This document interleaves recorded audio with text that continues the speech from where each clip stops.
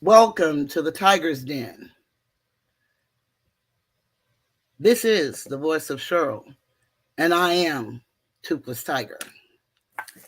Today is going to be a little different today because I am all discombobulated. But I thank you, Carolyn, salute. Longhead, my nephew, salute. Cookies World, salute. I'm trying to get my little stuff together. Maria S., salute. I ask that you guys be patient with me. This is going to be something new for me today. But I hope that you guys will be enlightened. Elias Sykes, salute. FRW, salute. DC Block, salute. Thank you for always acknowledging me, DC. And I feel your energy. It makes me feel glad. I'm trying to get my stuff together because I'm going to be talking about things that I don't normally talk about, but I've talked about it more than once. And so I think that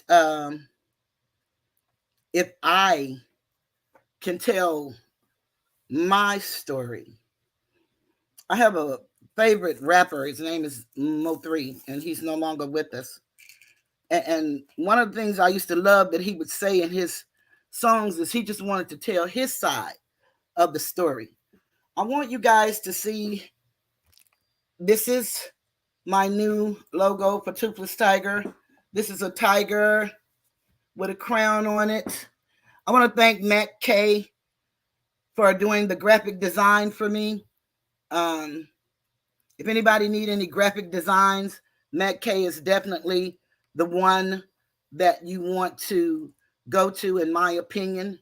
Armando, salute. Dangerous Minds, I love you. And I did go look at your show, and I love your videos and your singing. I like your guests. I love the music. Sometimes I can't leave it comments, but I love it. So thank you for supporting me, and I know where you are now. I love that one about you and your mom on Mother's Day. That was absolutely beautiful. I love that, and I laughed my ass off because all of us older Asiatic mothers, we're pretty much all the same. We all pretty much had the same backgrounds, and we all love our children the same. Kenya, the craft, salute. I'm going to do something a little different than I would normally do, but let me just try to pull up something right quick, y'all. That's why I'm saying I'm kind of offbeat because I'm not really good with this computer, but I'm getting better. And I'm going to be covering some things tonight. I'm going to be starting a new series.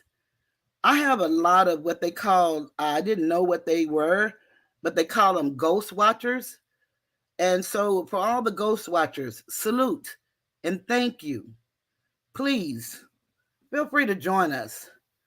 But I saw a story on Uncle Suge's show the other day, and I was privileged and honored to be on his panel, and we spoke about it. It was about a young man, and the young man's name is CJ. And the young man was murdered, and his mother is not getting the attention that she deserved, nor is she getting the justice she deserved. And it has to do with the law in Georgia that speaks to spouses not testifying against their spouse. But it's like that in all 50 states. So we might want to consider that law, and we might want to talk to our legislature, because we don't know, or I should say legislators, because we don't know when something like that can happen to our loved ones. I have the video in my description, I have several videos in my description, and you guys can check them out if you like. I put them there for that reason. But CJ was a young 22-year-old man, and so I want to start this out the way I intended, but I hadn't gotten set up yet, so it's not as great as I wanted it to be. But let me just start it out like this.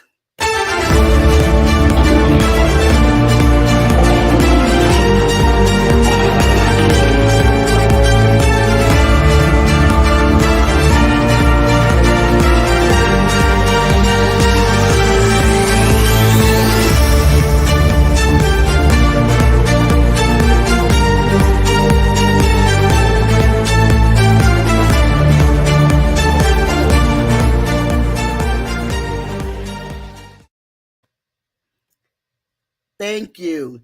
I want to pay respect to my nephew.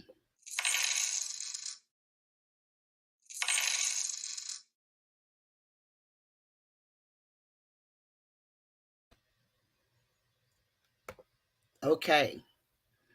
Now, um, I want to do something for you guys, and y'all can laugh if you want. But there's this one song that I love so much. I want to dedicate this song to CJ and his mom. And if you know it, you can sing along with me. The song is by Tremaine Hawkins, the version that I like, but it's an old, they call it Negro spiritual. And it's called Precious Memories. I love the way Tremaine Hawkins sings it. I can't sing, and I certainly can't sing along with music, but I love the way this song sings. So I'm going to sing it in honor. Thank you, Cookie. I'm going to sing it in honor of CJ. And I'm singing it hopefully one day his mother will see this and she will hear it. And so here I go. Precious memories, how they linger, how they ever flood my soul.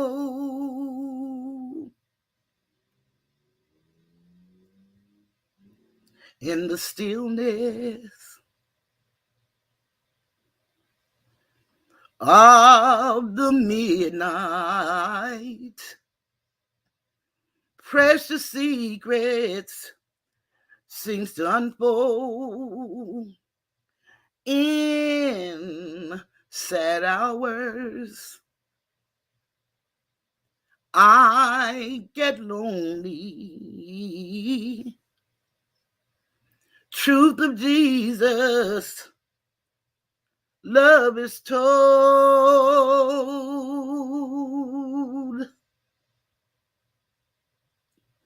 Jesus whispers, I'll be with you. Sacred secrets seems to unfold. Precious memories, how they linger, how they ever flood my soul.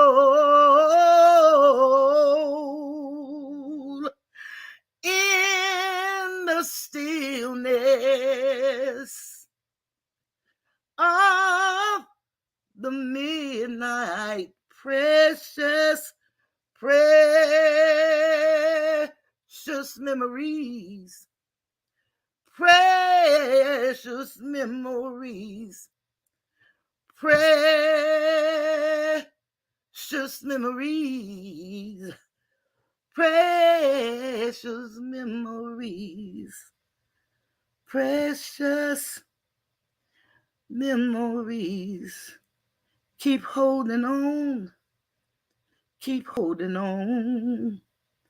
The hour is coming when you get just as I promise, Mrs. Proctor, I don't know how, I don't know how, but we will help you. We will help you get your justice for your baby, because we all know we gotta go one day. But to be brutally murdered at 22, and there is no justice in the land, we as a people must stand. So I say, Ashe, Ashe. And for those who are Christian, amen. I wanted to say that on behalf of CJ. We all have things that go on in our lives. We have people that have committed crimes. We have people that have had crimes committed against us. I want to take this time to go into my new episode that I'm going to have, and it's called When Mama Strikes Back.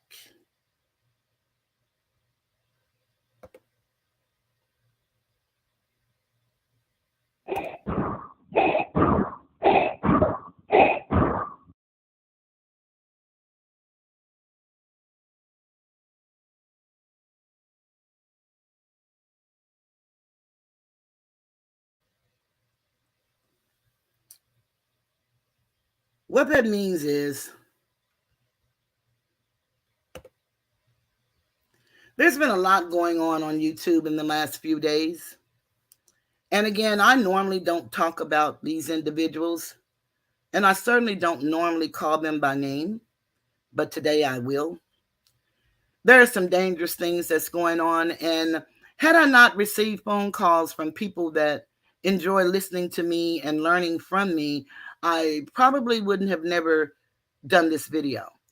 But since I did receive emails from people throughout the United States, I don't know any of them, but we all are comrades in chats. So I want to kind of go back and tell this story. And, I was on a gentleman's show the other night. The gentleman name I won't call, but the video is in my description. So you can go see that video. And I was on there in support of my great comrade. We call her Southern Gotti, but it's Suthin Gotti. And I just call her Gotti. And Gotti has been there for me from when I first started my channel. And Gotti doesn't talk much in chats. I'm not saying she doesn't talk at all, but she doesn't talk much. And if she says something, normally it's going to be some eyes, and she's going to say, just sitting back with a cup of coffee over to the side. She'll go back in her corner, and then she salutes everyone like we all do when we see each other. And I want to welcome So I'll Be Loved, welcome. Lovey Star, welcome. I just want to make sure I'm not missing anybody. Armando, I think I touched on you. I'm so glad you're here. I'm honored, just like you are when I come to yours. So thank you. Cookie, I want everybody really pleased to check out Cookie. She is gift that keeps on giving. And she does the tarot cards. And some of us will shun away from that. But y'all don't understand that our history is our history, and we don't know it.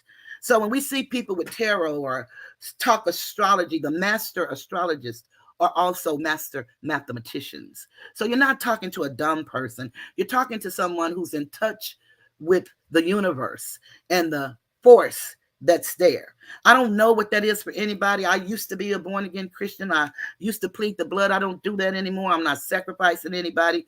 I just know who I am today. And the only creator I know is my mother. She gave me life. So I just kind of want to talk about what's going on with me. And I got to tell the story the way I want to tell it.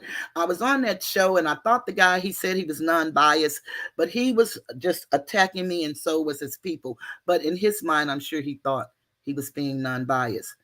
And what really got me is that he tried to pretend to be biased until Kwame Brown, and I'm going to say his name, came in the audience.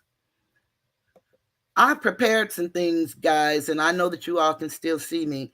I'm looking for my information that I prepared. Um, Had to get it typed because I can't type.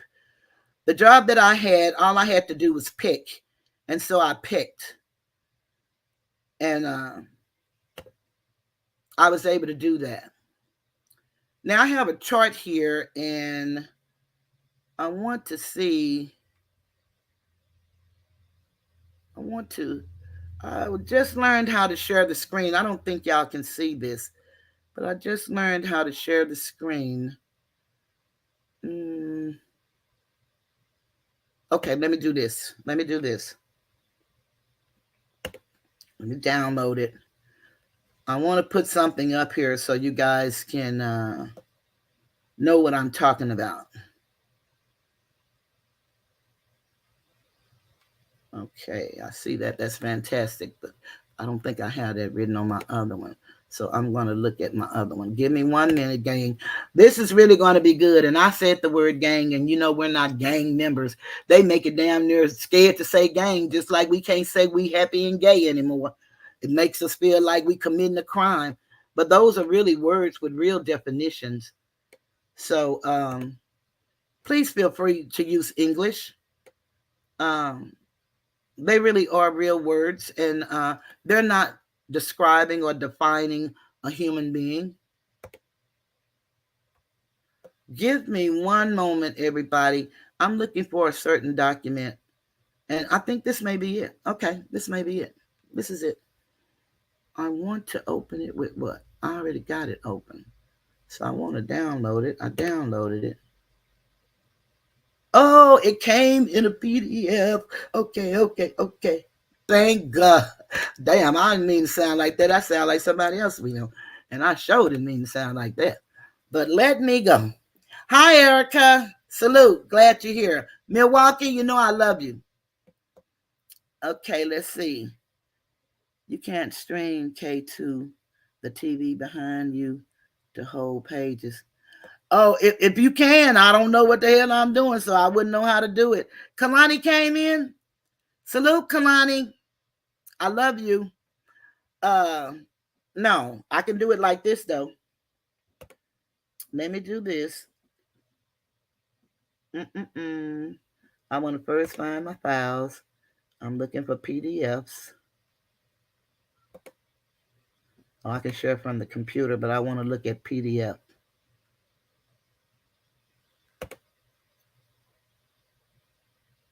Mm-mm-mm. Okay, that's sharing the screen, but that's not what I wanted, I don't think. I think I want to do my PDF.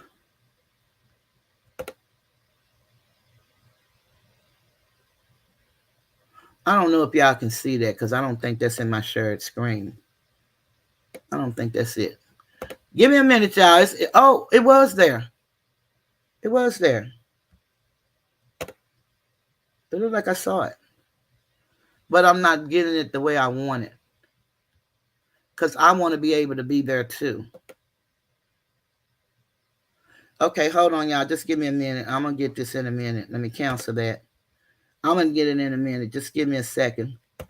You know how you be learning stuff and you think you really got it going on? Okay. Wait a minute. Now that downloaded, so why is that not there? Okay. PDF. Let me see. Give me 1 second, y'all, because it's there. I know it's there. What if I do this? What if I pull it up here?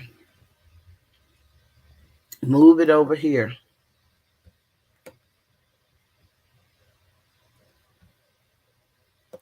Oh, I'm going to figure it out, y'all. Somebody's trying to tell me how to do it. Okay, that's what I did. I did that. But it didn't do right. Okay, share screen.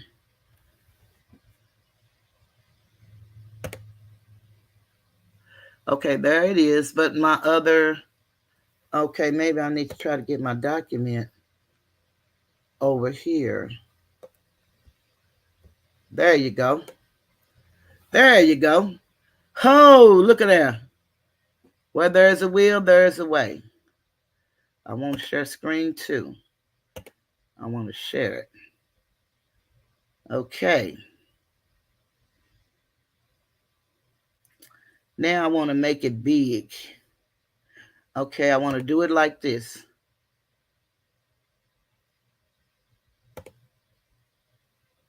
I want to do it like that. The other night, when I was doing that, it came up much bigger than that. How can I do to make it come up much bigger? Let me see. Hold on, y'all. Somebody's telling me. Okay. I got all this help coming in. Salute Tanae, riding dirty. Refuse to lose. Salute. Okay.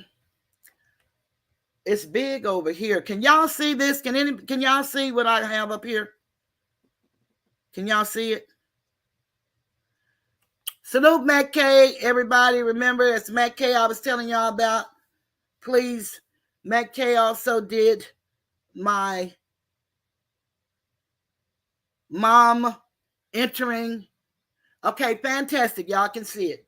So now I'm going to tell what I know about what has happened to me, Southern Gotti, Soup and Gotti for me, Gotti. What has happened to Brown Skin Lady, Armando Black, and several others. I'm going to be telling y'all what I see and why it's very disturbing and scary for me. Okay? I hope y'all can hear me. Can y'all hear me? Somebody say yes if you can hear me.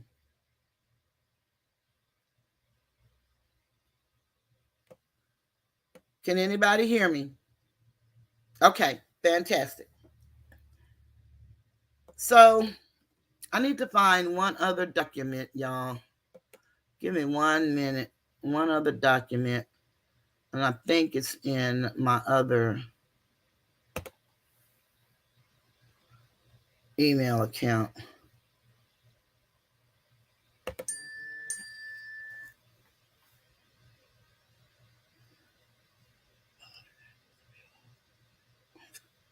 Okay.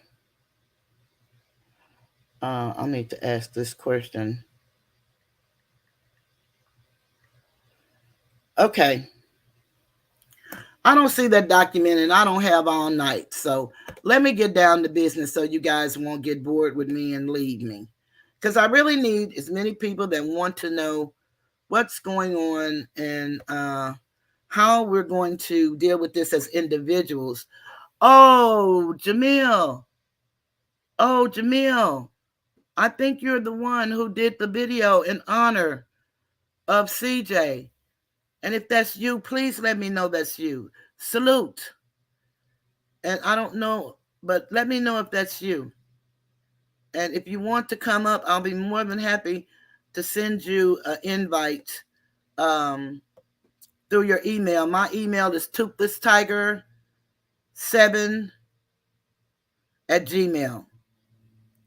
So please, if that's you, please, if you'd like to come up, I'll be more than happy. And if anybody else want to come up, Armando, if you want to come up a little later, I'll be more than happy. Okay, thank you. All righty, that's not you. Well, I'm glad you're here, Jamil. 45 Tiff, I'm glad you're here. Moonlight, glad you're here. L. Wallace, glad you're here. Ellison Cooper, glad you're here. Everybody, I'm glad you're here. And again, all my people in the bushes, glad you're here.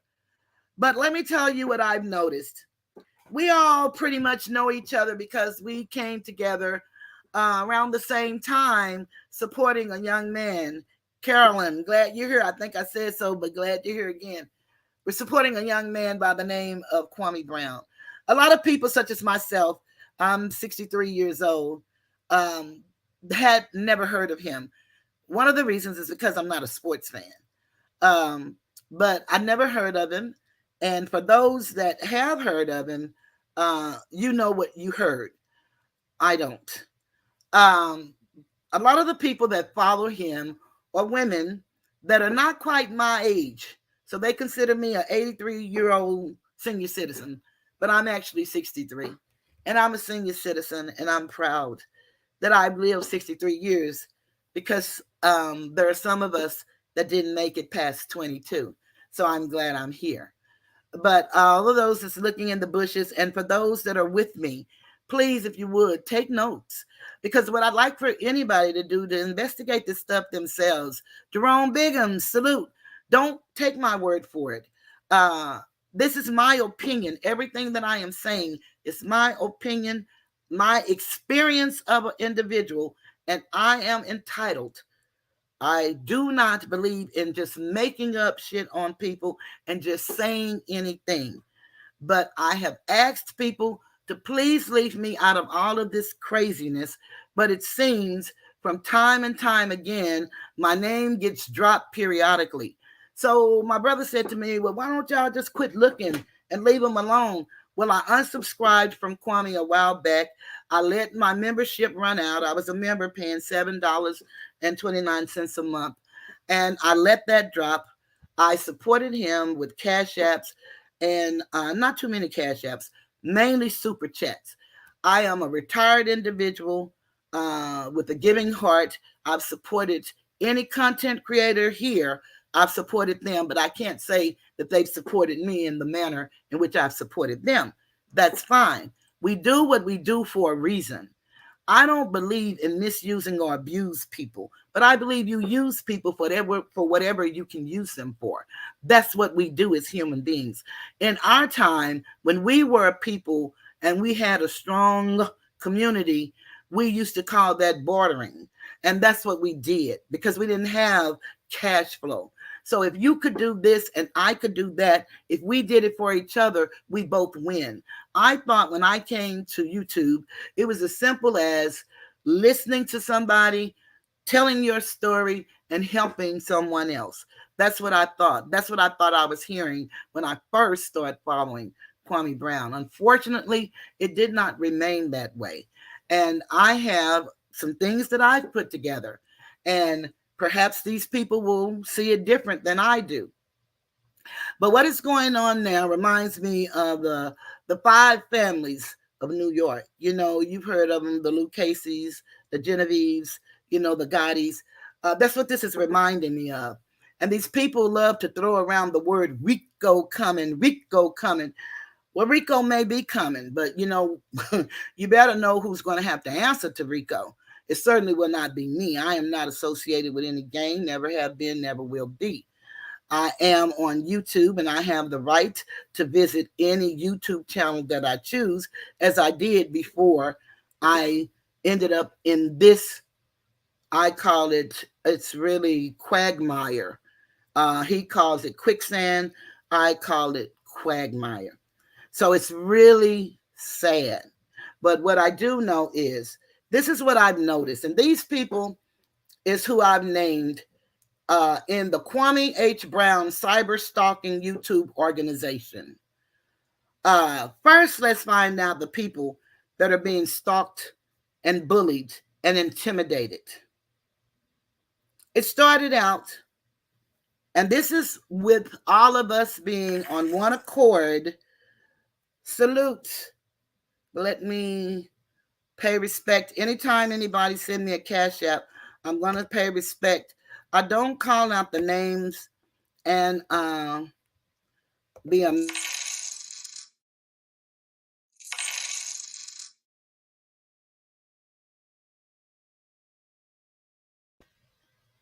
Kwame chat secretaries.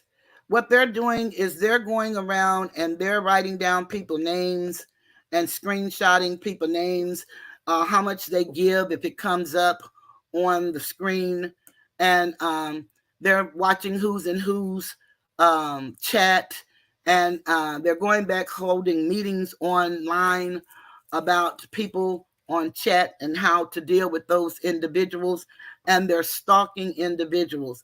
So I'm going to tell you the people that were under attack, not when Mr. Skinny was attacking all of the people for Kwame. We're not going to talk about starting out with Charlemagne the Guard. We're not going to talk about Boyce Watkins. We're not going to talk about Stephen A. Smith. We're not going to talk about his NBA buddies. We're not going to talk about Tommy Sotomayor. We're not going to talk about those people. I'm going to talk about the people that I know that has happened since we all broke up. Because when Kwame was attacking those individuals that I just named, they all mentioned him first. And I was with that. You know, for exchange ain't no robbery, never shall be. But these individuals that I am naming now are people that have been loyal supporters of Kwame's, and they've done his bidding in a way that they didn't realize they were doing his bidding.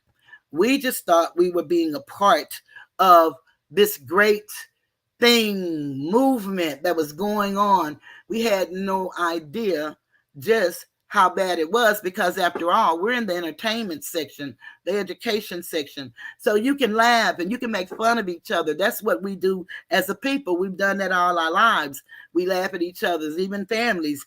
You know, we call each other big nose or big feet, or my sister had a bunion stuck out on her foot. We call her bunion. You know, we would say all that kind of stuff about each other. And so we did it in the hood, and we did the mama jokes and, you know, all that kind of stuff. That's what we did as a people. That was a way of us really communicating with one another. But let me just tell you, they keep hollering Rico, Rico, Rico. Well, I don't know if they know what Rico means, but Rico, R, racketeering, I, influencing, O, no, C, I'm sorry, criminal, and O, organization. That stands for RICO. And all of this stuff that they're doing is over the internet and it's interstate. And interstate, and meaning when you exchange states, that's under the Constitution, diversity of citizenship, meaning one state from another state for you to do any type of lawsuit. I am not a lawyer. I am not an attorney. I do not practice law. I am not a psychiatrist. I don't have a psychologist degree. I'm not an MD. I am a mother. I am certified through the United States government to be an investigator. I do not do that anymore because I don't work for the government anymore. But I have those skills, had them before I got certified through the United States government, U.S. Department of Treasury, Internal Revenue Service. I do understand how things work. What I don't understand is how we got here. And what I'm going to show you is my rendition of how we got here. And anybody else can share theirs in the chat if they like. I don't have a problem if anyone disagree with me, but this is what I do have a problem with. In my chat, I do not like individuals talking negative, defending nobody. I don't care who it is. You can be talking about Mr. Skinny. You can be talking about Uncle Suge. Those are two of the guys that I respect and admire. You could be talking about anybody. If someone has an opinion, please allow them to have their opinion. The only person in this chat, if you want to defend, it could be me, Toothless Tiger. That's who you would defend if you're going to defend anybody, but you don't have to defend me. I don't have a problem with that. Salute. I want to put some respect on this.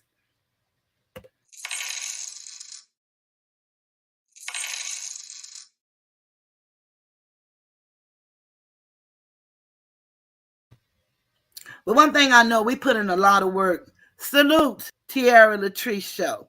Salute. Glad you're here. We put in a lot of work trying to make some sense of what's going on and how did this dichotomy happen and why is it getting deadly? Because in my mind, it's very frightening and it's getting deadly. But I want to tell you now that I've explained how we got to this juncture, the people that are under attack. I start with Mr. Skinny, Toothless Tiger, which is myself. T.Y. Ray, Uncle Suge, Sooth and Gotti, Self Talk, AK, Straight Talk, Southside, Miss 504, Mouth of the South, Armando Black, Lady DJ, Tough Love, and Life Talk with Rainey. These are just to name the ones that I am familiar with that are under attack by the Kwame H. Brown's cyber stalking YouTube organization. And that's what I named it. Anybody else can name it what they want to. But that's what I name it when I'm speaking and writing about this situation. Now, these are the people that I believe that are a part of his organization and their positions. We have Queen Regina, and she is the head lieutenant. And I don't know the order of lieutenant, sergeant. Um, I know a brigadier general is pretty big. I know a colonel is pretty big. So perhaps Queen Regina title should be whatever the highest ranking title that you know of. I'll say brigadier general. That's Queen Regina. And I would say the second general in charge is Sister T. I would say ears to the street is perhaps captain, Damn D, a captain, Corsino, a major, Demas Tulinchi, I would say probably a soldier, Mr. Fair Use, a soldier, the meal ticket, a soldier. Uh, Now, these are what I call the chat secretaries. These are the individuals who admits either in their chats or on the screens that they go around to different people's chats, lurking and looking and taking information. That is just saying. She said she wrote down names. Uh, Keep the change. Lonnie Love said that she's just messy, but everything is YouTube.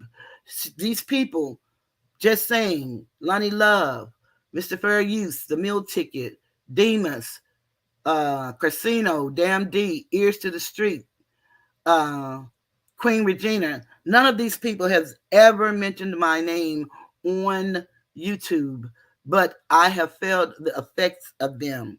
But they've never mentioned my name, and so I want y'all to understand that. Um, I'm not attacking them. Again, I'm telling you what I see with my mind and what they have admitted to on several YouTube videos. Some have been taken down, but thank goodness for screen record. Um, then we have the chat secretaries I was naming, just saying, keep the change. Lonnie Love, real time TV. She accused me of being a demon and that I sold my soul. I don't know why she would think that or say that and what soul I sold. And all of these people accuse me of getting paid $1,200. Nobody's ever paid me. And I think they said Gilbert Arenas was supposed to have been paying people off. And I asked Gilbert once on Mr. Skinny about my money. He don't know who the hell I am and what I'm talking about. And I know he didn't, but that happened. And Dimple D, you say, what's up, chat? Salute. Late, but here. Cutting, I haven't talked to you in a while, and since you and I have had communication online, I'm going to respectfully ask you to leave.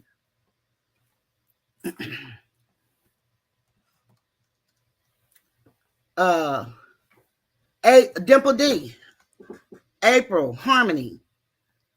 These are what I consider to be chat secretaries. They go around in chats, and anything you say that's contradictory to who Kwame is, they argue with your opinion. They don't just express their opinion or their like for him. They get on you for what you say about him. It is nothing wrong with them expressing what they want to say about him, but I am a person, and everybody that know me, I'm not talking about you out here in YouTube land. I'm talking about you, my cousin, my son, my sisters, my brothers, my family, my daughter.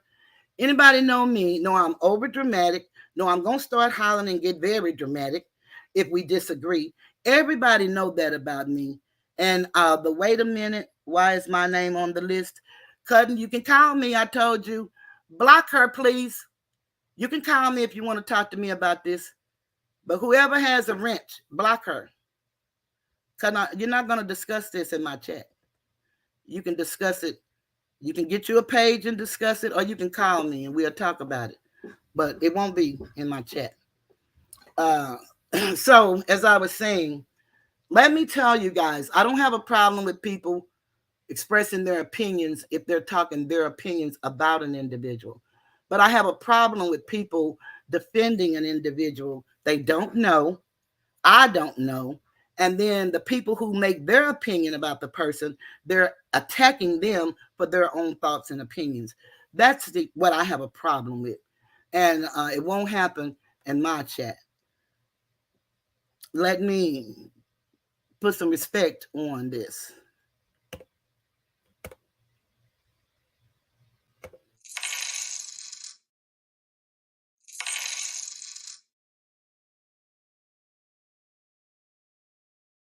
Thank you for the cash app. Yakai. Hi. Salute. I don't guess any of my moderators are in here. I don't guess.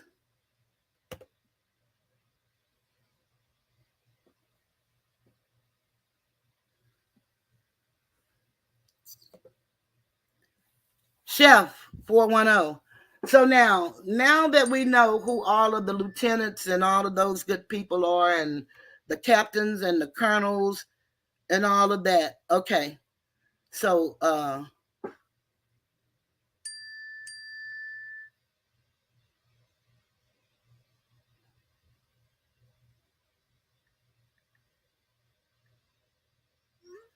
okay. El Renee, salute.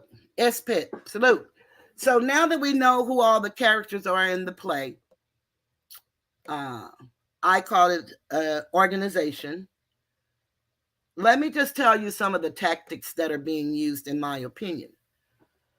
Using military tactics, being strategic and manipulative, using witchcraft or maybe demonic orientations, list of cons and schemes and scams, deflection, not addressing the person he's talking to. And this is Kwame Brown, who is the leader of what I believe to be the cyber stalking organization. Okay, Moonlight.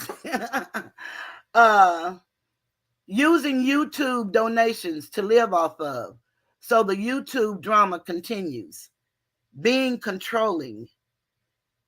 He's trolling, watching and stealing other content creators' content.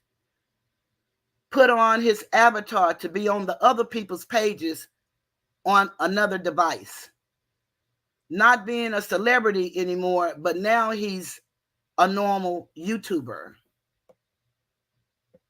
And when it's convenient, he becomes a celebrity again. Okay, let me keep going down. Maybe I have to go to the next page because it's in here. Let me see how I get to the next page. Oh, maybe I can stroll down here. Hold on a minute, y'all.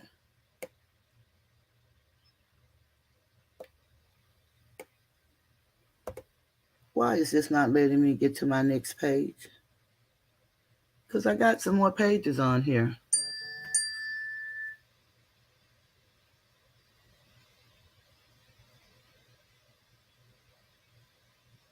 Okay.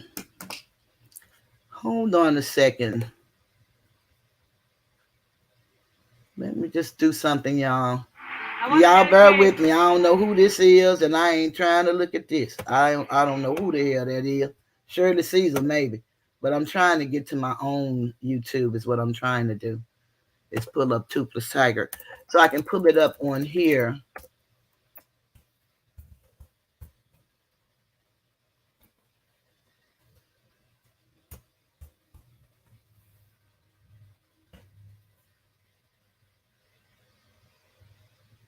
Okay, here it is.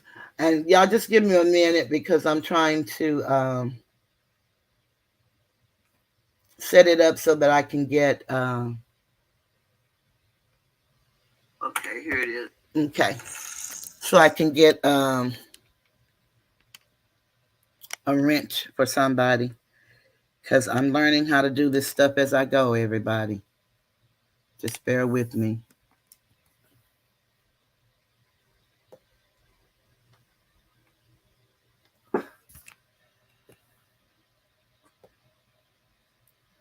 Um, I'm going to put some respect on that Cash App if you give me just one moment.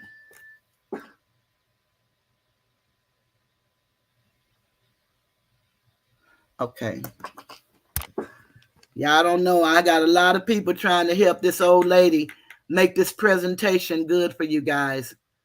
And so it's not as great as I would like, but I thought they said you just go over here to this and give the wrench, but that ain't it. So that ain't the way you do it. We'll figure it out. Don't worry about it, y'all. We'll figure it out. Let me get this off of here. I want you off of here. Where are you? I know y'all can see me, but I'm I damn near confused. I'm trying to be so internet savvy. I don't know what the hell I'm doing. Let me just do that. Okay. And let me go up here to page 5. Okay, that's page 5. Here you go.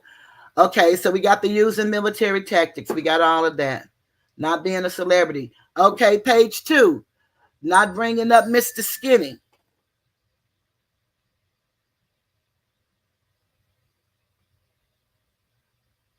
Okay, let me see. It's something you guys can't see. So let's see what that is. Where am I? I'm in the StreamYard. But I must be reading from the document, y'all. I think I'm reading from the document and not from the shared screen. I think that's what's happening. I'm reading from the document. So if you guys can't see it, I'm sorry. Let me just read from the screen, from the document. Not bringing up Mr. Skinny, not being able to hold his own with another man. KB keeps bringing up.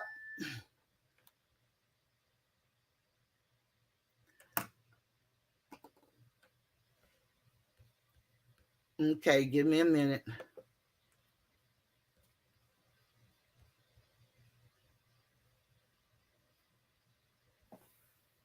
I'm trying to get rid of that. That's one of the videos that I put inside of my deal. Where is my live? Where did I go? I don't even know where my damn live is.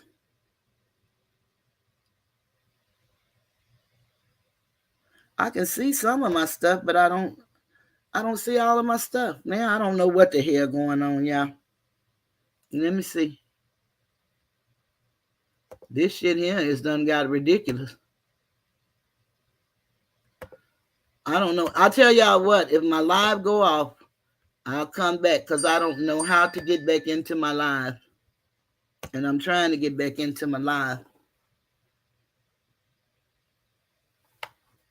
Okay, at the bottom.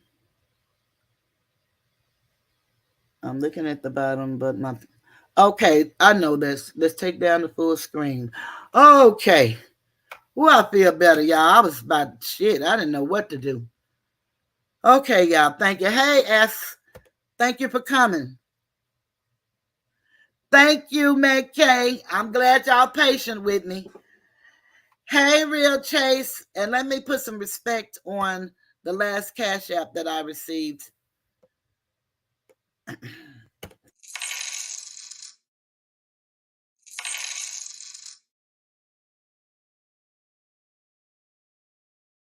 Cash App, because I want to talk about that in a moment and ask you guys to please help support Gotti because Gotti is an entrepreneur.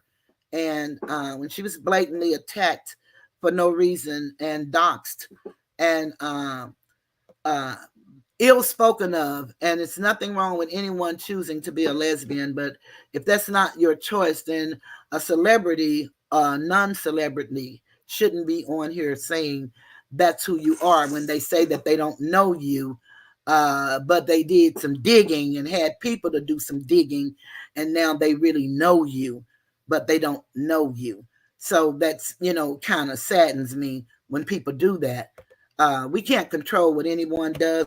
We can't control what anyone says. And cruel.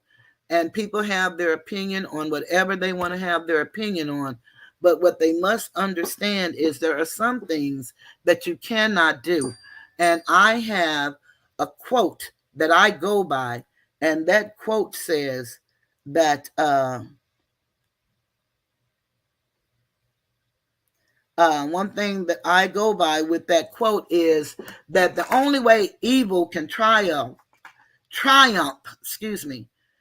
For some reason, I be fucking up words lately real bad.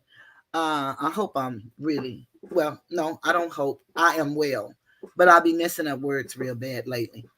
But the only way good can triumph, evil can triumph, is when good men do nothing.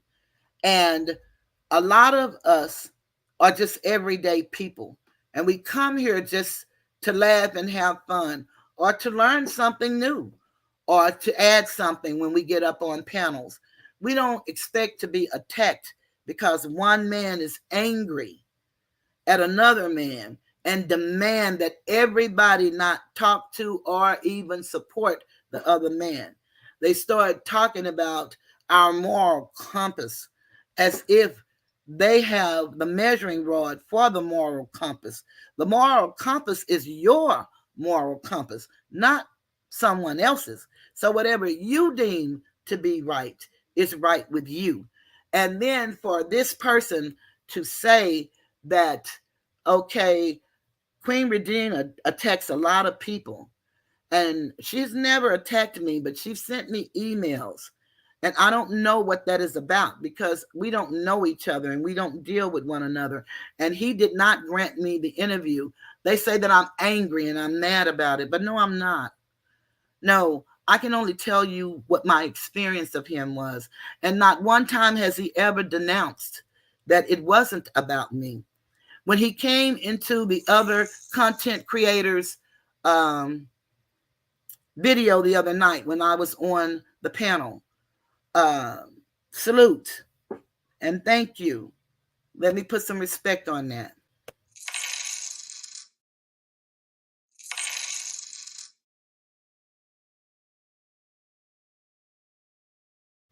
You can see that I really got that from you. I loved that when you used to have that up there, and I got that from you, the Cash App. So I say I stole it, and I really did take it from you. So thank you for being so kind and allowing me to have it, even after I took it. Thank you.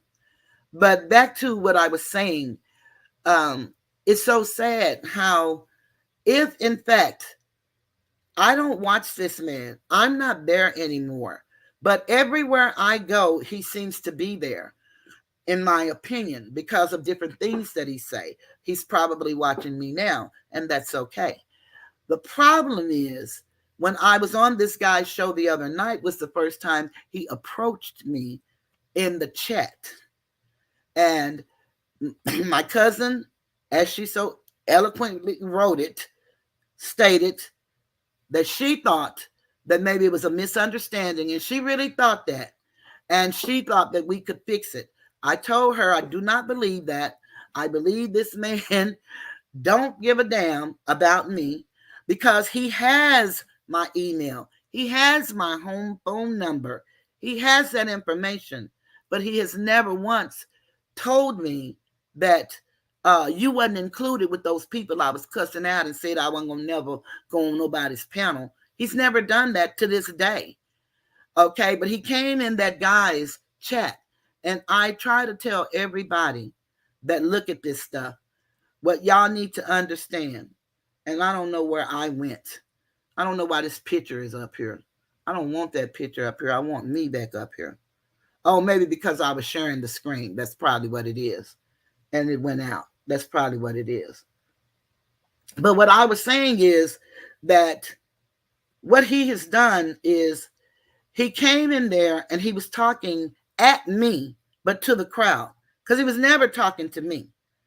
And the other guy said that he was actually non biased, but he was being very biased.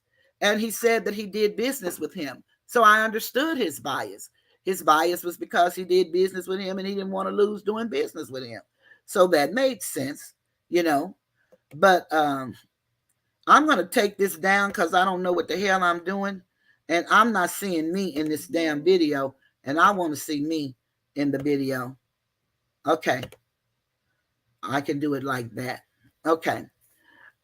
So for him to say he was non-biased, he kept interjecting his feelings into the conversation. Uh, Salute, looking in the mirror. And salute the Secretary of Common Sense. Salute Chef Tish Bug Bum. Bug Bum says, does Kwame, oh, no, he don't always have to go live. He acts like he can't produce a 30 or 60-minute video on a topic and post it just like he did before going viral. I don't know about that. One thing that I try not to do is assume to know the operation of somebody else's mind. What I try to do is stick with Toothless Tiger and try to uplift people. I'm not about putting people down. Talking to you tonight about Kwame was a decision that I made because it's life or death. And I expressed that I too am fearful for myself and my family because of the things these people are doing, because Kwame is angry at Mr. Skinny. This is unacceptable for them to go seeking out people that are in the chats. And you can't say or justify, well, that's because they talked about him talking about people. That's what we're on YouTube for. This is the entertainment section. That's what we do. I don't talk about people. I don't talk about people on this place I'm talking about. What I talk about is great. What I talk about is um, my experience. That's what I got on here for. My experience. I'm going to go back and change this again, this screen, so I can see where it is, so you can see me. Story time. I'm going to share a story with you guys, and this is a true story. I used to be a person that looked at ID. I don't know if any of you all are familiar with investigative discovery. Salute, MD. Trayvon, salute. Too cool, salute. I used to look at that show all the time. There is a story I want to share with you guys. I didn't see it there. I spoke with the person who narrated the story, and this is a true story.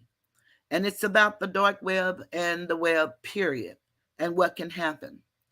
There is a young man. Let's start off with the two children. There were two children playing gaming, and we think the gaming community is equally as, safe, that we don't have to worry about beats and stuff like that.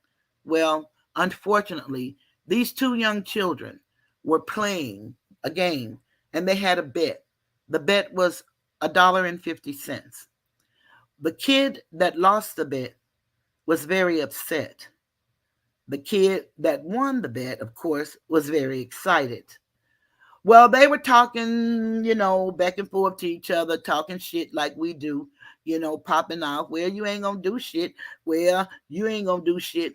Well, the kid did not know that the kid that they were talking to was a genius with these computers.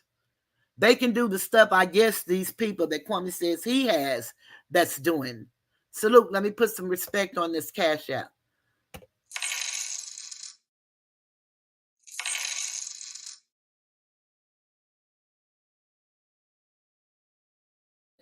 And I didn't know how you guys felt about it. And when I tried to do it, I called somebody's name that I wasn't intending to call. And now I purposely don't do it because with them doxing and saying Kwame making an announcement that they're finding everybody that's hiding behind avatars and getting your information. And what he's going to do is they're going to be going to your job, telling your jobs that look what your behavior is on YouTube and you belong to a gang cult. So he said this one tape. So I don't want to subject anybody that, doesn't want to be subjected to any unnecessary pain, because this ought not be. Let's go back to my story that I'm telling you guys. So the little smart guy, he was so smart. He tapped into SWAT and sent them to where he thought was the little boy he was arguing with address. Sebastian, salute. Kiana, salute. Cassie B, salute. And the reason he did this is because he said, I'll give you my address. You ain't going to do nothing. And so he gave him his address. And that boy tapped into SWAT, sent them to the boy's house. Now, somewhere between him giving them the address and the person who took the call writing down the address, they wrote down the wrong address. So here's a young man living with his family. They're looking at TV. The doorbell rings. He goes to the door. Lights flashing everywhere. It's SWAT. He doesn't know what's going on. He's 28 years old. He raises his hand and he's now dead as a doorknob. In human terms, he's no longer with us. He had nothing to do with anything. That was the wrong address. All of this started from $1.50 bet between two children under the age of 18. $1.50 cost this man his life. We had a celebrity who I say is a fallen celebrity who had $66 million. I don't know what he has today. Made a statement on the show that I was on to a quadriplegic, Seahawk Jose Rodriguez. He said to him, because Jose said to him, you're wrong. You're attacking women. Gotti didn't do this. And he said to him, and if I got the words wrong, I didn't say I quote. I can paraphrase. I don't lie. So if I missed a word or two or added a word or two, don't shoot the messenger. Hear the message. But I don't want to add nothing against nobody. I just want to tell it the way I heard it and seen it. Because by then I was off the stage and I was just looking. And he said to this quadriplegic that he was a rich African-American male. And until he can be a rich African-American male, he could not understand how he felt about someone talking about his mother who is deceased and done nothing to nobody and has never been on YouTube. And Jose listened to him patiently. And he said to him, Kwame, but Queen Regina talked about my mom. And you know what the rich man, African-American, said to this young man? Well, you can't hold me accountable for what Queen Regina says. You have to bring her up here. Salute, peep gang. S-Pet, I don't know if I said salute. Salute, S-Pet. But he told him, you have to hold Queen Regina accountable for what she says. I'm not responsible for what she says. So how in the hell can he hold all of this anger toward us when he's talking about skinny and how we shouldn't associate ourselves, and where's our moral compass when it comes to talking about him? Yes, L, it is definitely deflecting. That's all it is. Thank you guys for hitting the like button. Thank you guys for asking people to hit the like button. Please hit the like button. Share this video. Share it with anyone you like. It may save a life. I hope it doesn't cost one, and certainly not mine. But I'm very, very frightened today. And then, my brother would say to me, well, why don't you just not watch? Why don't you, you could get off. The very thing that we have fought for all of our lives and still don't have the right to be. See, we didn't just fight for the right to speak freely. We fight for the right to be human and to live this life. And as long as we don't hurt nobody, then no one should hurt us. It ought to be that way, although we know it's not. I've often tried to wonder, why did Kwame change so on us? Why is he acting the way he did? And when I say on us, I'm not talking about personally on us. What I'm talking about when I say why did he change on us, I'm talking about his behavior. Because he's a man who says he watched behavior. I say he's a man that studied psychology. And I'm not saying that he studied it in a classroom, because we all know that he left college or didn't even go. That's not what I'm talking about. I'm talking about just reading a book and then practicing what you read. One of the things that I know that he says, behavior. But if you talk to him, and because most of us say, I feel, then he strikes you down because he don't use the word I feel. He'll say respectfully, but he's not being respectful. It's very condescending. He's not respectful at all. But I think when he speaks, and this is what I've said ever since I started noticing what's going on, when he speaks to his audience. He's not speaking to us. He's speaking to his audience. So, when that young man came up dead, how do you think his parents felt? How do you think they feel? This little fella had nothing to do with nothing. He was just at home looking at TV and answered his door. SWAT had no idea that this wasn't the guy that the guy reported on. That's a travesty. And somebody, apparently, he wasn't African American, because if he would, then we'd be saying the police killed him. But could that have been avoided? The police thought they were there protecting that young man that said that he was being attacked or whatever he told them. And that young man just came to open his front door, and with all the lights beaming in his eyes, he couldn't see. This is not babbling. This happened. This is the truth. And a lot of people don't give a damn about truth. My daddy taught me, and he taught all of us, his children. The only thing wrong with the truth is people don't want to tell it. And the only thing wrong with right is people don't want to do it. I'm going to keep telling you the attributes of this organization. So as I go on, I'm going to say, for the people saying, why not just stop watching him? It's obvious that he's watching me. The employees of the organization are watching everyone, and YouTube is for the watching of other content creators.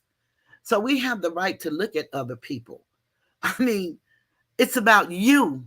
It's called YouTube, not Kwame Tube, as they laugh and say, not Skinny Tube, as they laugh and say, not Mini Tube or Bobo Tube or Toothless Tube. It's called YouTube. It's about you, and you're responsible for you, not anybody else.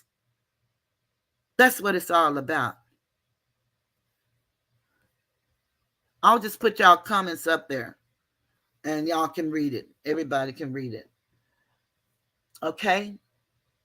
It's not about the watching of other content creators, but when they troll from chat to chat, you cannot acknowledge them, because they want to be acknowledged. That's why they troll away, to insert you, meaning me, and his conversations when speaking of Mr. Skinny and being passive aggressive. And what that means is, and remember, I told you I had someone to type these things up for me. What that means is the way I got put in this, and the people the other day talking about that's old. Why you keep talking about that? If nothing is resolved, it's just as new today as it was the day it happened. You must resolve issues. If you don't, then what comes in is bitterness, and it festers and it grows. And then you get the bad behavior because the thought is already in your mind. You have to actually resolve issues. That's why it's written, don't let the sun go down on your anger. That was not put there just to be saying something. Because we're all human and we all have the same feelings. We really do. We all feel the same pain about different things. And then he loves to say these words, detractors. Salute, Ernest. Thank you for coming. Sebastian, I hope I spoke to you. I'm not sure. Salute. But he used words like detractors. Those are buzzwords. It's like he's using a specific type of mind control. He said he studied Tommy Sotomayor for 3 years. And then he said that he didn't like the fact that Mr. Skinny was calling two women that were attacking him bitches. Not just women, but two women. And what's so sad about it, these people, I don't know nothing about striking and flagging, but because you mentioned their name, in America, you can mention somebody's name. They'll flag and strike your YouTube. That is so very unfortunate when it was a time all of us laughed together. But wonder, was that laughter, what was it all about really? Were we really happy to be together? Could these people have been plotting all along? Because it's like they're plucking away at people one by one, trying to strike them down, trying to get rid of them. Salute, Mike Jones, Driveway Hustle. Salute. LaJ1, salute. We all thought we were having fun. And could it be that they were plotting, trying to figure out who was going to be the first or the second or the third lieutenant, captain, major, colonel, soldier? What was it all about? Let me go on. These are just things that I see. Perhaps you see something different. Okay, I agree with that, Matt K. Salute, Troy Carter. I agree with that 100%. And that's just from the way you can see them attacking one another and then pretending they're back together and then attacking individuals. Whenever he speaks of Toothless Tiger, it is always in a negative demeanor. And then some people say, oh, I don't think that was negative. But it's in the interpretation of the individual that you're speaking of. And then I've had other people to actually tell me that, why is Kwame picking on you? Why is he saying negative stuff about you? He doesn't go over the edge with it, but he says enough for his base to attack me in comments and accuse me of being whatever they accuse me of. I'm old, I'm crazy, I say the same stuff, I lost my mind, I need to be at home with my grandchildren, I need to sit down. No, this is America. And we're free to do what we want as long as we don't hurt nobody. Indigo, salute. I don't know who they're both agents of chaos are, but that's what he called me, an agent of chaos. And I never heard of that shit in my life. So I had to go look it up. Salute, Mr. Skinny. I had to go look it up. and I saw what it was. Hell, it was a book and it was a movie. But they say an agent of chaos, like that's some shit.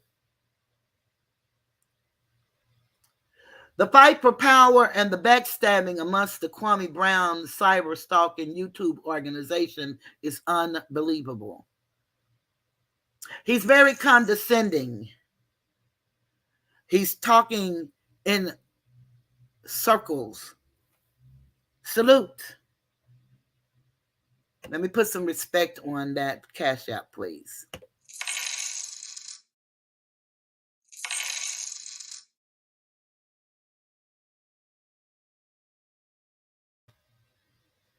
I said being, and I'm going to say having the traits of a narcissistic and individual and not acknowledging everyone else's feelings, but exaggerating his feelings.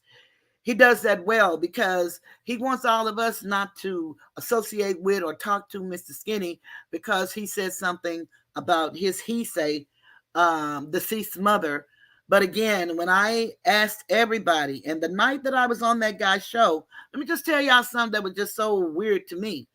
I did not know that Damn D was in the audience. Didn't know Kwame was in the audience.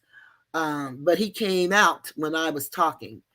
Um, the show had been on for a while, and he started addressing me, and I responded to one or two of the things he said. But then, like I told him, that I would not talk to him throughout a chat. We won't do this.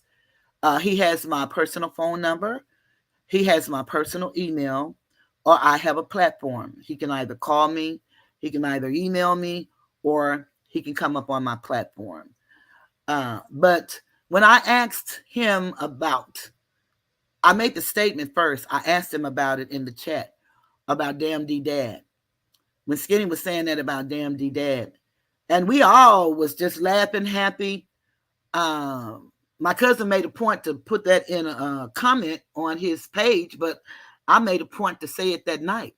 But I never knew that he said that about Damn D Dad. Because what Kwame would always say is whenever Mr. Skinny talk about Damn D, he would say, "Oh, that's between two men. I ain't got nothing to do with that. That's between Skinny and Damn D. I ain't got nothing to do with that." So if that is true, why is it what Skinny said about his mom not between them two? It don't have anything to do with us.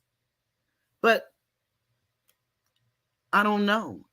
And then, even my brother said, y'all say that man name so much. Oh, y'all say his name too much. God damn, at what point in life did we have a number that we can say somebody's name? And like I told him, no, you don't hear him saying our names much, but you see the effects of his minions. And nobody has really been calling out my name, and I'm grateful. And unless they want to critique me like I'm critiquing them, they really shouldn't be saying my name based on their logic. But I say that these people can say whatever they want to say. This is YouTube. And they say it's for entertainment, but it doesn't feel entertainment or entertaining anymore. And I gave y'all the definition, the etymology of entertainment, and that is to distract you, to keep you away from doing what you could or should or ought to be doing. You know, and that's why I don't call people alcoholics. They have to call themselves alcoholics. I will call people dope fiends, and they should call themselves that too. Because I don't know what you are. You know what you are. And I can tell you what they say in the rooms of AA and in the rooms for the family members of AA members. And what they say is if alcohol keeps you from doing something that you're supposed to do, or have you doing something that you wouldn't ordinarily do, then you might have a problem with that. And then we've seen him driving sporadically on the roads, going from lane to lane. And when someone mentioned that to him, he asked them, "Do you have a degree in that? Are you licensed to diagnose me?" But yet he sit there in the chat and said that I was mad and I was angry. So I asked him, did he have a degree in that? Was he a psychiatrist? I mean, really. Come on now. How is it you get the privilege of talking down to us like shit? We ain't nothing. And all these cheerleaders trying to be Kwame, Kwame, Kwame, Kwame, and you're not responding to them. You're not even acknowledging them. People are doing things that they wouldn't normally do. My own cousin and I are at split odds. We don't love each other any less, but to say that we still have the same relationship that we had before this happened, and she called and told me to look at those videos where Gravity Takeout, he's one that I didn't have on the list, but he's definitely one because he doxed Uncle Suge's parents. 78 and 75-year-old parents. He put their pictures up on the screen, said fuck them. He don't give a damn about them. He put their address up on the screen, and Kwame cashed out to him $19.99. And all of this is because of what and why? And then everybody say, well, you could just this. No, we can't. We got to be free. And intimidation is not going to work. Bullying is against the law. Cyber stalking is against the law. Defamation of character is against the law. Everything that Kwame accuses people of and his people rally for, they do not show proof. But everything I've said about Kwame, you can go find it on a tape. And even if it's deleted, since he loved to say he's taking people to court, it can be subpoenaed and it can be found. It's not going anywhere. You know, I started having all kind of weird thoughts about Kwame, and he had us all sending him information about our small businesses.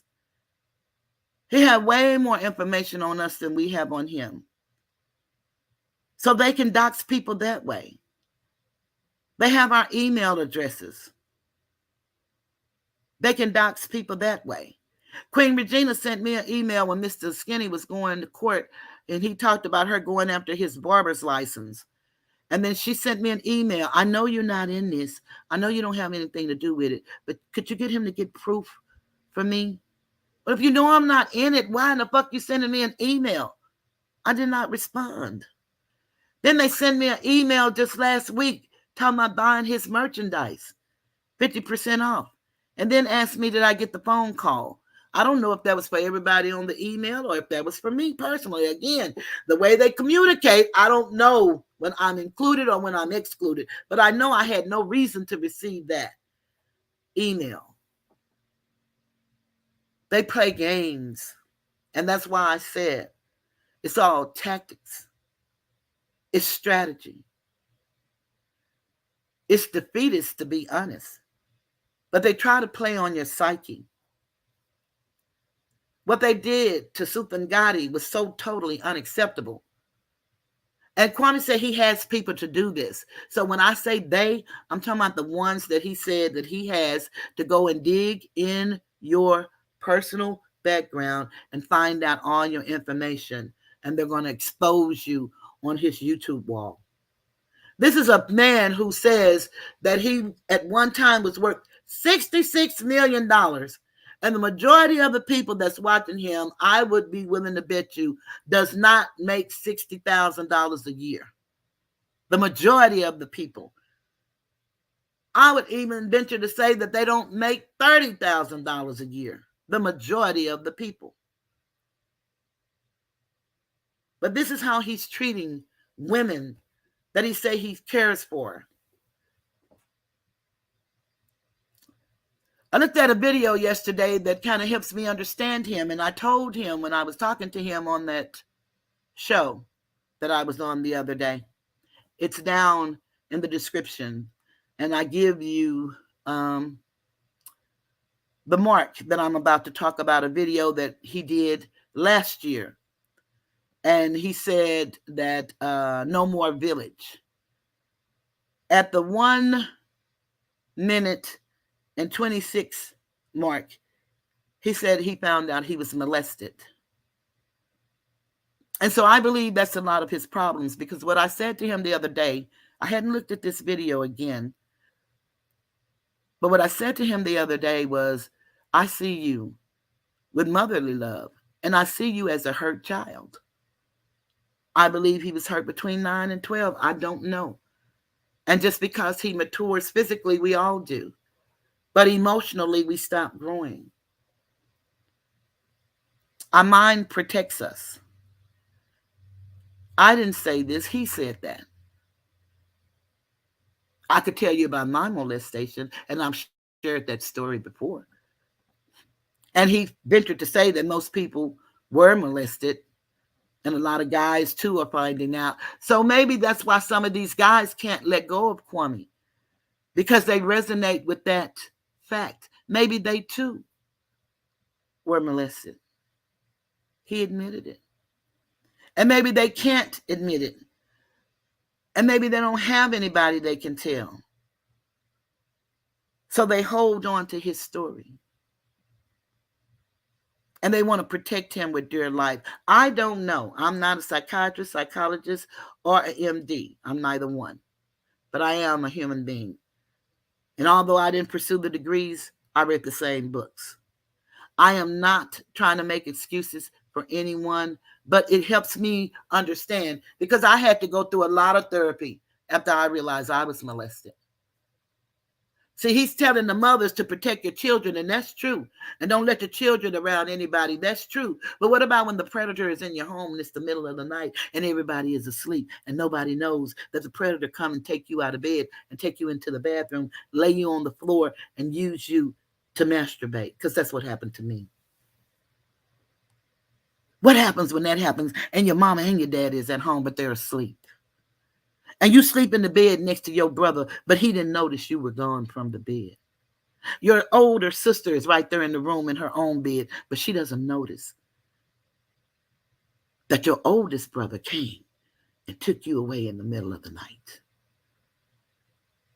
So don't tell me shit about how I feel, because he don't want you to feel.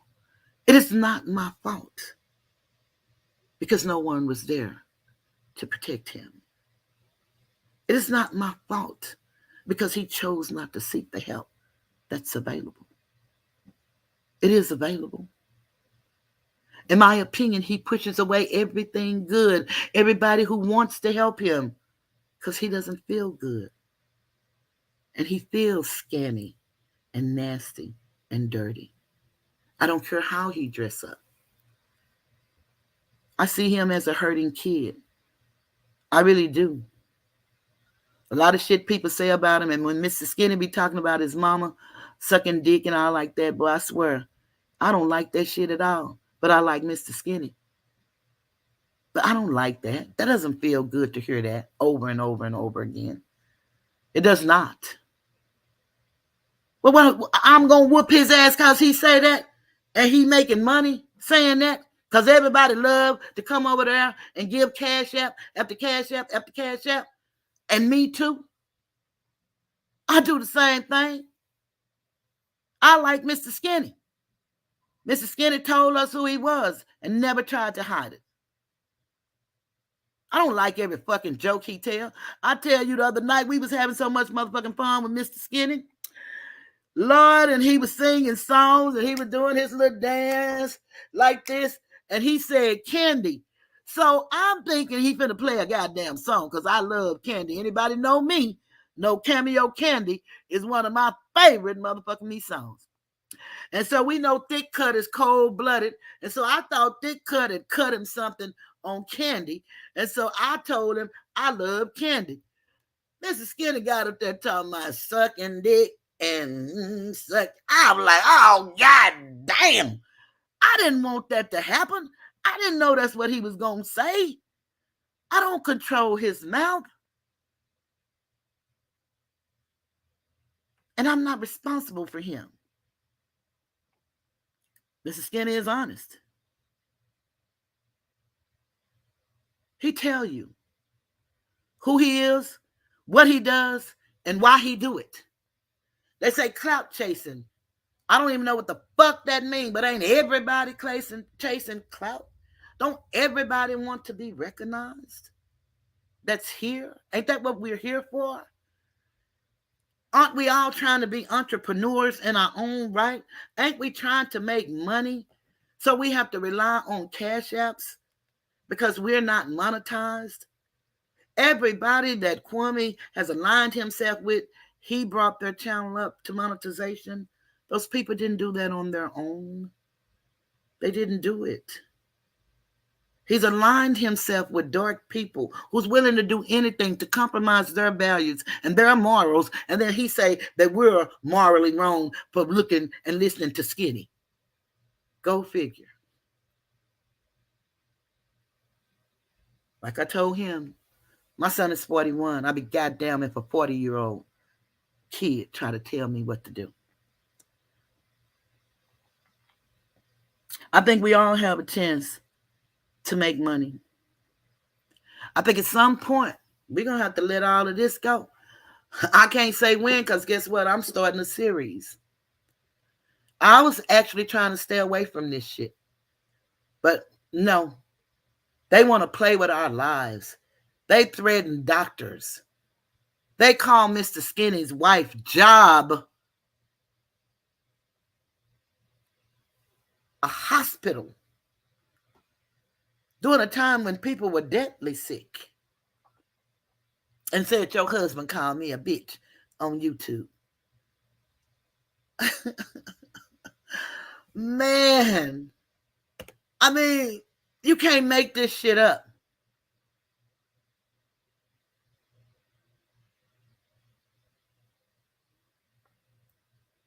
I really pray that they don't attack me. They have the right to say what they want to say, but I really pray for their sakes that they don't. I pray for my sake. I pray that they don't attack any loved one of mine because they don't just attack you. They attack people you love. Kwame is on tape saying he want to take people's jobs, saying he's going to go to people's jobs because he's angry about what they said about, no, not what we said. He's angry about us aligning ourselves with Skinny, giving him cash apps and supporting him because he talked about his mother deceased in the grave. But Skinny's wife was alive. He didn't talk about Skinny's mother because Skinny's mother is alive. He could have did a mother for a mother. Yeah, that's the way the game used to go when you talk about somebody's mother. They used to call it playing the dozens. But no, he went for his wife. They talked about Gravity and how Skinny was a mockery of making fun of his dead baby. But Gravity left his wife with a baby that was born alive and lived for an hour and died. And he left her and went to his car and started talking about Mr. Skinny's wife. And they think that's acceptable. And they were laughing and they were talking and they were laughing. And when he was up there, Gravity, putting this information out about Suge's parents, hear me, they were laughing and they were saying, get them, do that. But I know some people, their parents are deceased. They wouldn't have wanted that shit to happen to them. Nobody would want that. But again, Mr. Skinny is a grown man and he take responsibility for what he does. Mr. Skinny cried on camera because he talked about the relationship that he and Damn D had before it went awry. And what people don't understand about that, I didn't understand it, but I've had people that tell me, people are afraid. They're coming to me. I'm no fucking savior. I'm a goddamn 63-year-old woman with congestive heart failure. And some of these motherfuckers probably feel I shouldn't be here. And perhaps I shouldn't. But I'm going to live until I die. See, I was born to live. And yeah, we gonna die. Most people think they were born to die. Dying is coming, but you was born to live. That's why you're here. And while you're here, you should add something to someone's life, not take away from. Every time you ask the message, what is the work? Y'all keep saying, Kwame's putting in the work. What's the work? You can't name nothing but a shoe drive that he said we were going to have two. I gave to the shoe drive. And I would be willing to bet you, and I gave this bet the other day when I was on that other guy's show. I bet you if you put up what I've given to Kwame compared to what he's given to me, I bet you I would outweigh him. See, I would be the rich woman then, but I was given to a millionaire. But he hasn't ever given me anything but an opportunity to be on his platform. And I've had other guys to do that too. True results. We Are One TV, Amando Black, Kalani Management, A Random Black Podcast, John Crimes, Uncle Suge. I've had the opportunity to be on those people channel too. And I'm grateful. Hey, Anonymous, glad you're here. You know, I love it when your analytical way of putting things, I love it.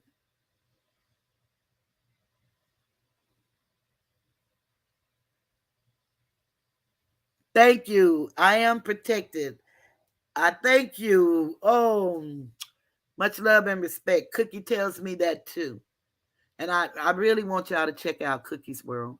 I really want y'all to understand. See, what they do is take our science and use it against us. You have a dark side and you have a light side of everything. And some of these people are practicing our knowledge on the dark side. But you can't let that scare you or worry you. I'm not saying don't be human and don't feel what you feel. I'm not saying don't feel fear when you feel fear. You were given those feelings from your creator, which I say is your mother, because that's the closest thing to creation we know. The closest that we know. We used to know that because we used to be born at home. We used to be born in the dark. We used to be born by candlelight in the water. But they start putting us in the hospital and put the bright lights on us so it can stifle our minds. If we only knew the tricks and the trade that the European is doing to us. Kwame started talking about politics. What does he know about politics? He came with Angela Stanton. She's another one I left out. Charleston White pointed her out. And like I said with Charleston White, he's a character. He says so on YouTube. And the very attorney that he brags on, Mr. Louis Stern, that helped him keep from going to the penitentiary for murder. He doesn't even have a felony. That's my first cousin. That is. Who was once a judge on the Texas Supreme Court and a judge in Fort Worth, Texas, who is now honorably retired. You know, Kwame talked down to all of us as if we don't know anybody. But like I told him, my cousin, his mom, is my dad's first cousin, but his name is Kevin Ollie. And he just won $11 million from the university that he taught at in January of 2022. I don't know this man, and his millions belong to him, but he is my cousin. I have several cousins, know several athletes, know several millionaires. I don't know if I know anybody that's $66 million over their lifetime, but I know quite a few millionaires. I break bread with senators and state representatives, district and county clerks, judges. I break bread with these people in their home and mine, with the sheriff of a city as large as Dallas, Texas. That may not mean nothing to anybody out here. My daddy said no matter how many rooms you have, you can only live in one at a time. And my daddy would say at the time. So we have 2 bathrooms. I can only use one. And what I try to tell people, I'm the shit in my toilet. I am. I'm the motherfucking celebrity on my stage. And I believe it's enough sky out here for everybody. We don't have to attack each other. We don't have to do that. We could support one another. We all should be building and supporting one another. I can't get mad, like Mr. Skinny say, pocket watching another man's money. That ain't none of my damn business. And we all would like to say, get like me. If I can we get 7 more likes, please? I need the likes. My brother always say, why are you out there if you're not out there for money? These people are out there to make money. And I always say, I want money as well, but I'm not doing it for money. Because I know that I'm a millionaire. I am tapped into it, but it's coming. Money, what we call money, fiat dollars, is in circulation. It's coming. It's coming. That's why I give so freely. Now, my sons say that I give haphazardly because I give my shit away and then ask him to help take care of me. And in some instances, that's true. That's really true in some instances. I know I can't save nobody. I'm not Jesus. Thank you, Sebastian. Thank you so very much. 78 watching and 92 likes. Thank you. I appreciate you and I thank you guys.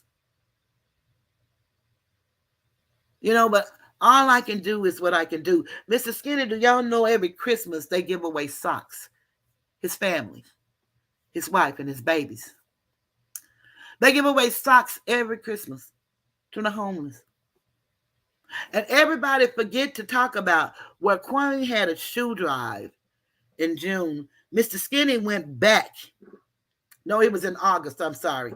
Mr. Skinny went back to where he lived and went to the mall and gave away free haircuts and backpacks and school supplies to the children. Now, I don't know what Kwame gave to him, but we did see him give Damn D $500 supposedly for some backpacks, back to school programs. And I can't say that's not what it was for, but in my mind, I had a drive for a family I adopted, my own family. But he didn't give to me. The only people I've ever seen him give to is people that make videos about other people. Stephanie, salute. Those are the only people I've ever seen him give to. And perhaps he gives to more because I don't see everything he does. I haven't looked at him in a while since my membership ran out. Anonymous, I'm honored and humbled. We don't know our history, and we don't even try to find out. Whenever I'm on anybody's panel, I don't try to destroy Kwame and nobody else. I try to be as factual as I can, and then I try to leave you with something that you can take away from it and something you can do for yourself. If I like you, no one is going to stop me from liking you but you as the individual. If you're kind to me, no one is going to stop me from being kind to you. I'm kind to strangers. I reserve the right to change my mind at times too. I might feel this way about you today, and shit, I might change my mind. I talk about everybody I know, good, bad, or indifferent. But what I always try to do is lift somebody up. That's who I am. Hello, Ronald Jones. The thrashing, I heard. The disrespect toward you, I heard. Let me finish reading these things that this young man does.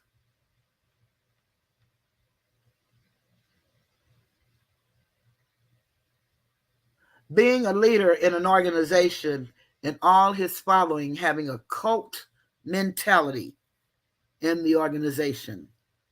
They have a cult mentality. And Armando Black said, if you guys would go back and look at Jim Jones, they started out here in the States and they ended up in Guyana and the people ended up dead.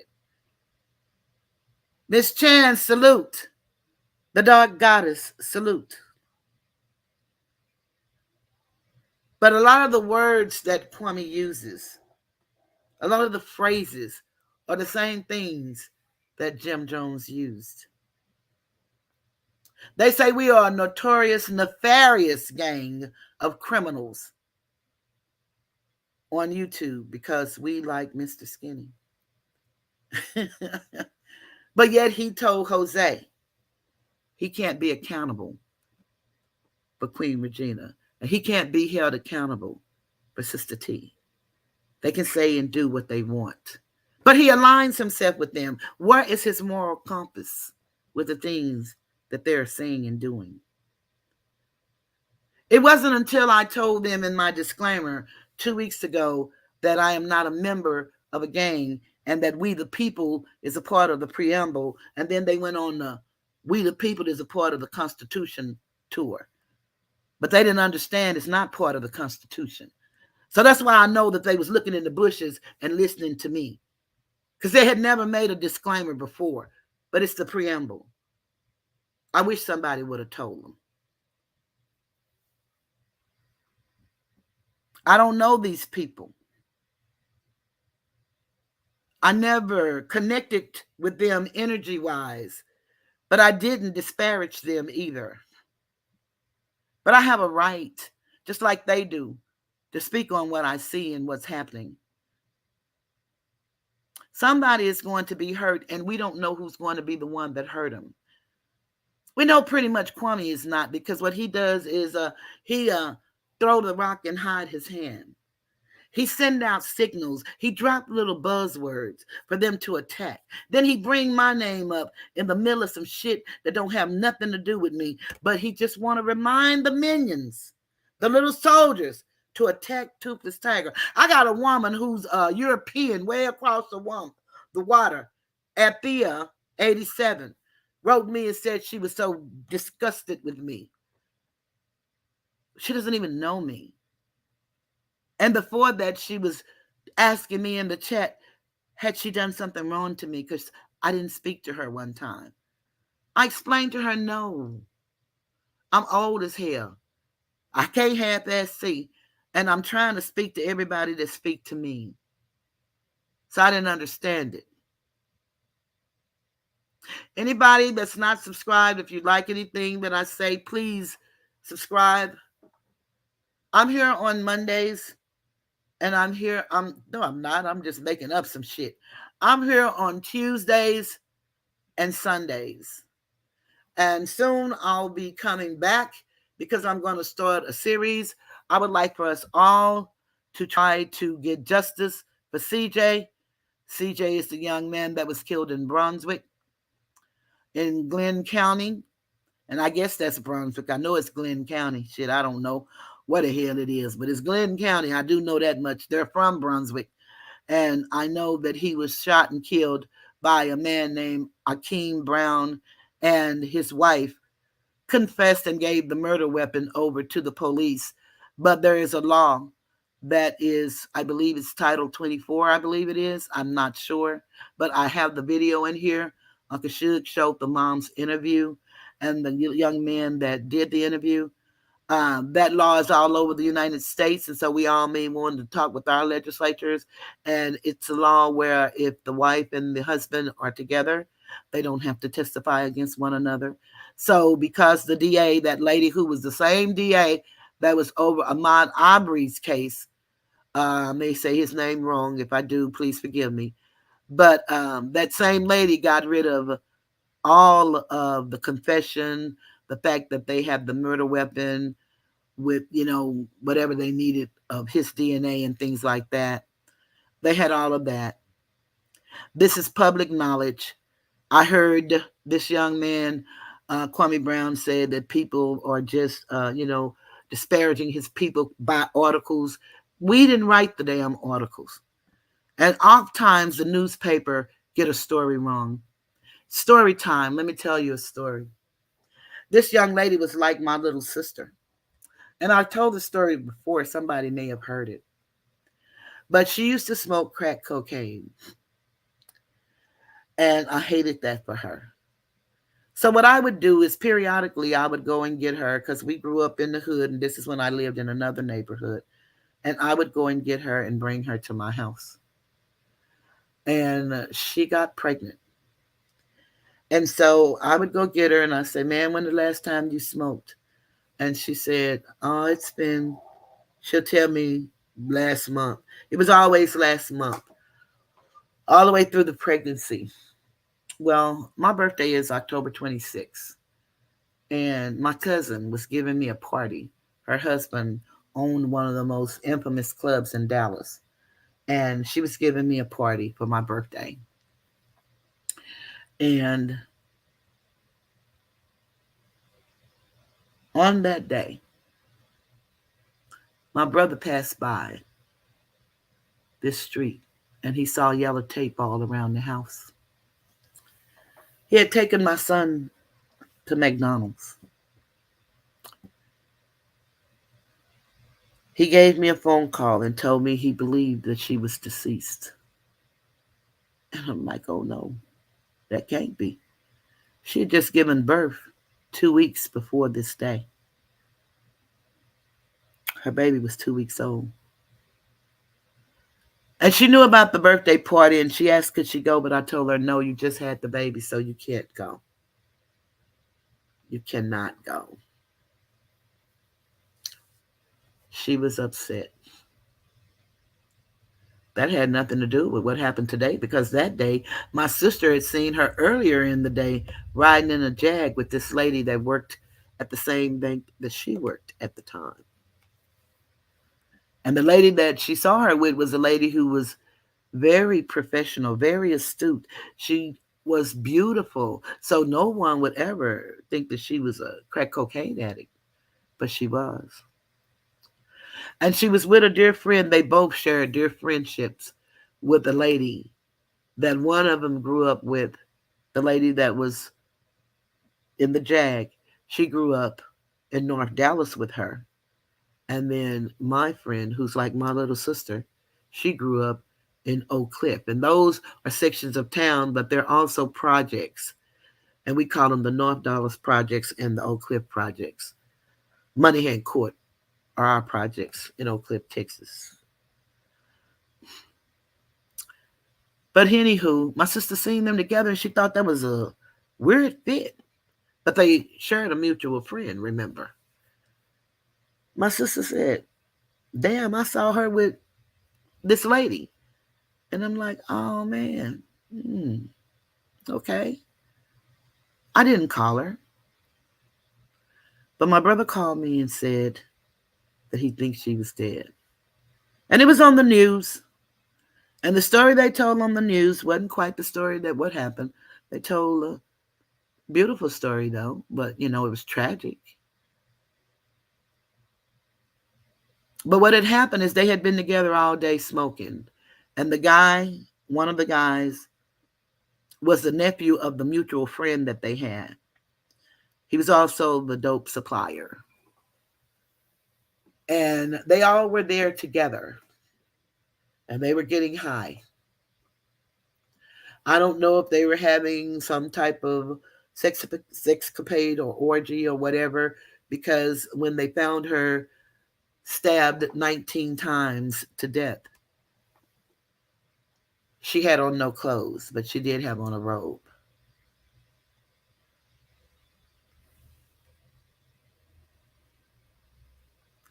Thank you.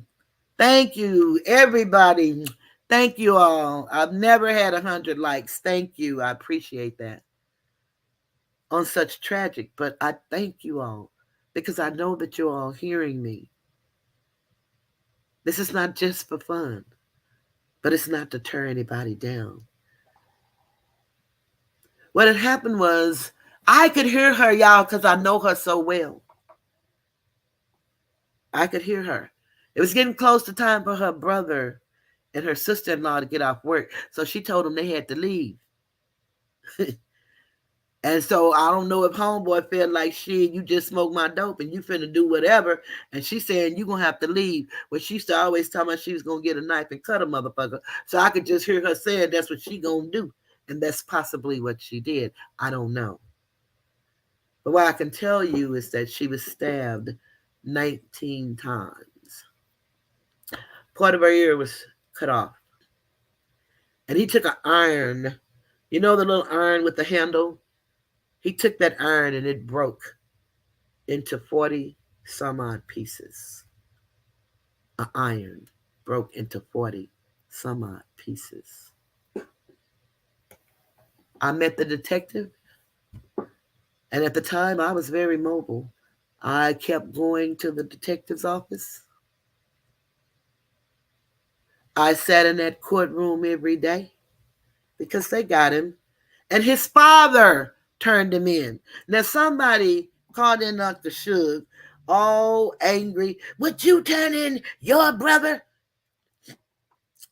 Probably, probably not. But I can tell you this young man, dad, turned his ass in. He was in a whole nother state. Whole nother state. He had skipped, but his dad turned him in. I went to his trial. I was there every day. I saw every gruesome picture. I saw her laying there. I saw it. I saw her ear cut off. I saw the different stab wounds. I saw this. So this shit ain't no joke for me, y'all. It might be a joke for other people. I don't know what CJ's mom is going through. I really don't. But I can only imagine. I don't know what other mothers who have contacted me who are afraid. They have real life issues. And these people are now going into just because they want to support me or Skinny or Uncle Suge or anybody. We tried to keep supporting Kwame and who we want, but he made a demand. We couldn't be in his chat without being attacked. If y'all give me 1 minute, please. Let me just clean.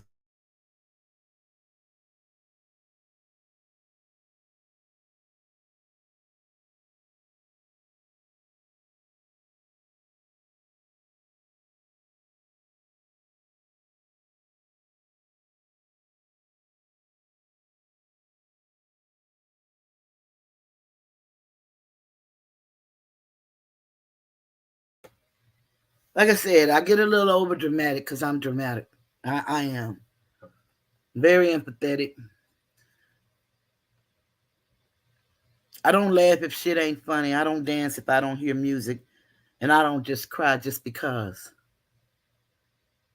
I resonate with people and situations and things.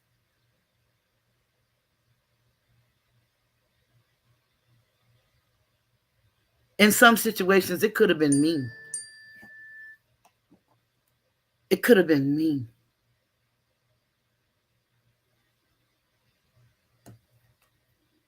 But I tell you, I don't want it to be me. I don't want it to be you. I don't want it to be nobody in your family because one man is angry that he failed at basketball and now he's falling at YouTube. A lot of people tried to warn him, please don't fight.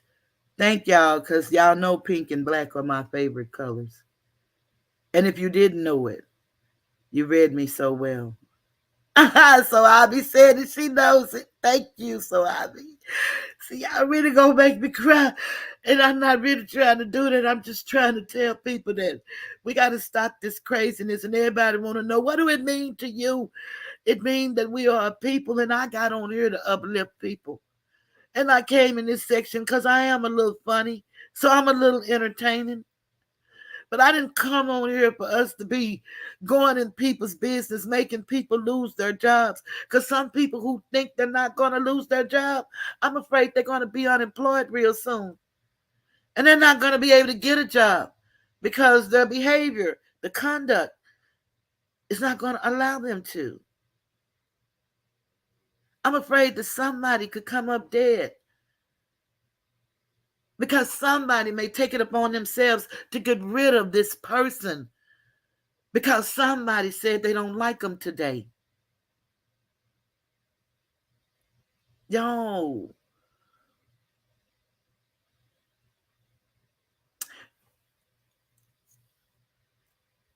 the person that's running the Kwame Brown organization don't want this shit to end because now he's a YouTuber and he needs these checks. He needs this money. Uncle Suge laid down and put it down and brought it down. And the other people, maybe they're in the bushes too. Or maybe they just didn't want to come and support. And that's fine. I'm not Jesus. I'm not willing to lay down my life for nobody. My daddy told me the truth to get your ass killed just as quick as a lie. But I have to stand on who I am and in who I am and in whose I am. I am my mother's daughter. The matriarchy is what we need to be fighting for. Womanhood. I want you all to give to Southern Gotti if you can. Give anything. And the reason I asked you to give to her is because she's an entrepreneur. And when Kwame invaded her and put her picture out there and called her a lesbian, eating women out in a club, she couldn't work. She couldn't concentrate. Her babies were upset. When she doesn't work, she doesn't get paid. She doesn't ask anybody for anything. She makes her own living. Gotti, please drop your Cash App in here. I want to try to put it up here, but drop it in the chat. You may can't give much, but whatever you can give. I would ask for you to give like I am. She lost a whole week of work, and she's trying to catch up. Kwame said he was surveilling her. He said he was surveilling her. That's illegal. That's illegal in Georgia's law. It's illegal for him to attack other people and attack us without merit. Dropping my name in conversations when he's angry at someone else is attacking me, whether anybody else see that or not. I see it. It's not just disrespect. We don't know what these people are doing.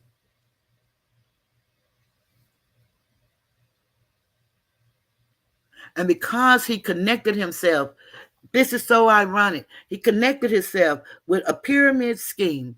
That's when all of this seemed to fall away. And all of this other craziness attacking people is because Kwame refused to show the text where he said he wanted Uncle Skinny dick in his mouth.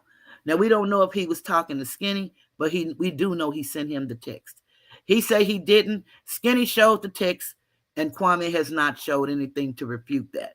So we can only go with the text that we saw with our own eyes. Kwame said he deleted the thread. Well, I have instructions on how he can go, and he can Google an Apple iPhone 8, and it will tell him how he can retrieve deleted text messages. He does not have to do that for me. He should do it for him. And for all of us that's getting attacked, because that is on the table. Kwame didn't come into that interview I was on until I mentioned about him and the pyramid scheme. But I didn't call him a scammer. I have articles, and he said you shouldn't believe the articles. Well, they may not be right, but they called him a scammer. I didn't. But I can read. Reading is fundamental. I don't know, but we probably need to let everybody know what's happening to us. I heard that Straight Talk was being threatened. His life was being threatened. I don't know if that's true or false. They say a lot of stuff on this YouTube back and forth with one another, so I don't know when they playing or when they serious. But I know I've done nothing for people to attack me verbally, and they have. And someone has been trying to get in my LinkedIn, my Facebook. They've signed in on phones I don't own, try to put a phone number on my PayPal. And he said he has people that do this. Ooh wee! He didn't know his people were so smart and can do all of this. Several of these people work in IT, and if they can't do it, they know real good people that can. So I don't know who's providing the information, but I'm sure. And I just said sure. Now, you know that's a goddamn shame. Sure is what I was trying to say. I tell you, I've been fucking up words, so I'm really going to have to do something different because I be fucking the shit up about these words. Now, I don't be fucking up no cuss words for some reason. I'm just having regular conversation and I be saying all kind of shit.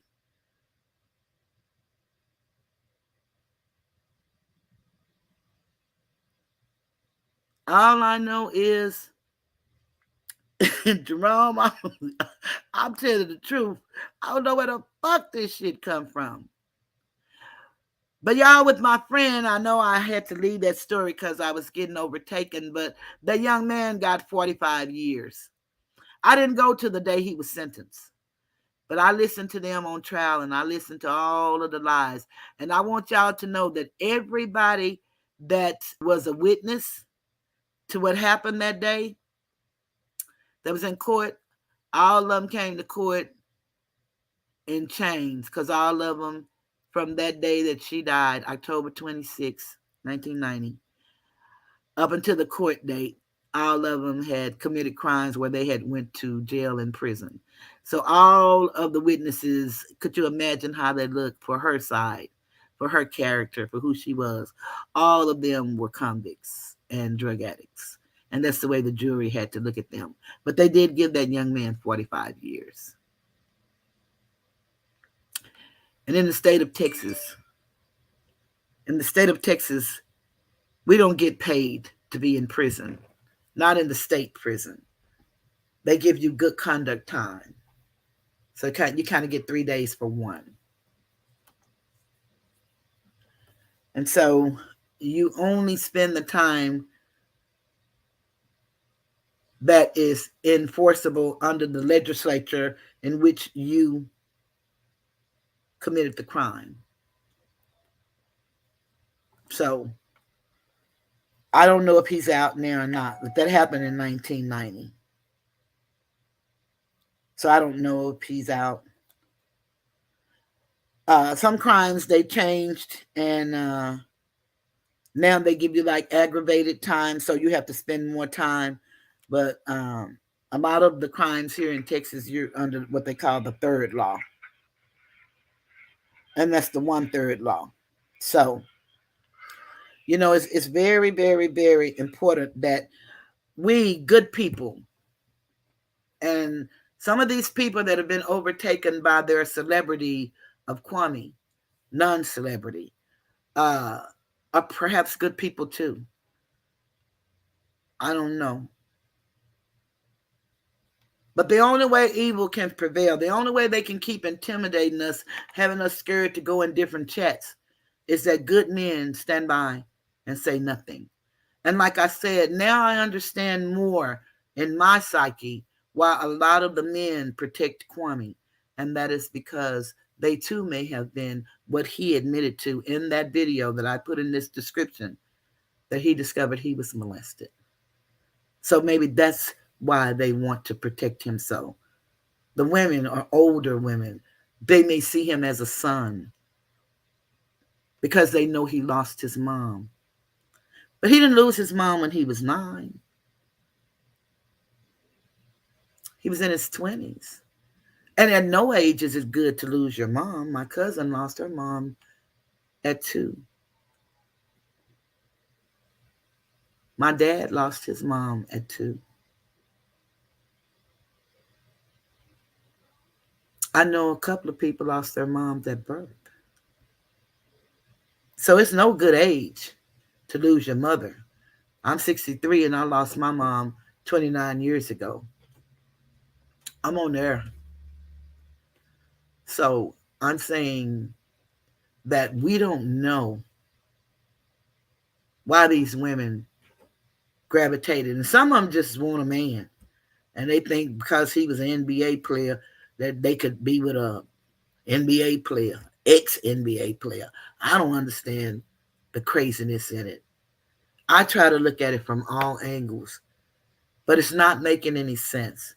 And for you to be willing to commit crimes, felonies, taping in one state when you're in a state that requires all parties to consent, and then playing it on YouTube and bragging about it and laughing and thinking it's funny, and then, making little snide remarks, you know, about me.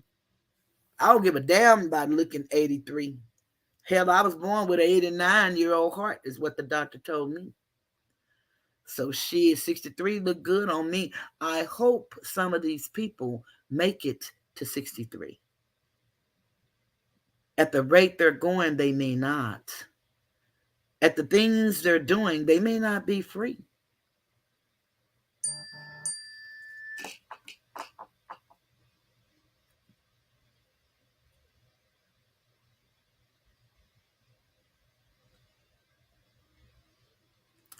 Okay, for the safety of Gotti, if anybody want to send Gotti anything, would y'all please send it to my Cash App and put Gotti on there so I'll know that it's not for me. If anybody want to send something. And one thing I learned about Cash App is if you don't send it now and you want to send it later, it's okay, because I have been blessed with people. I'm laying here just sleep and I hear the little ting ting and someone is hitting my Cash App.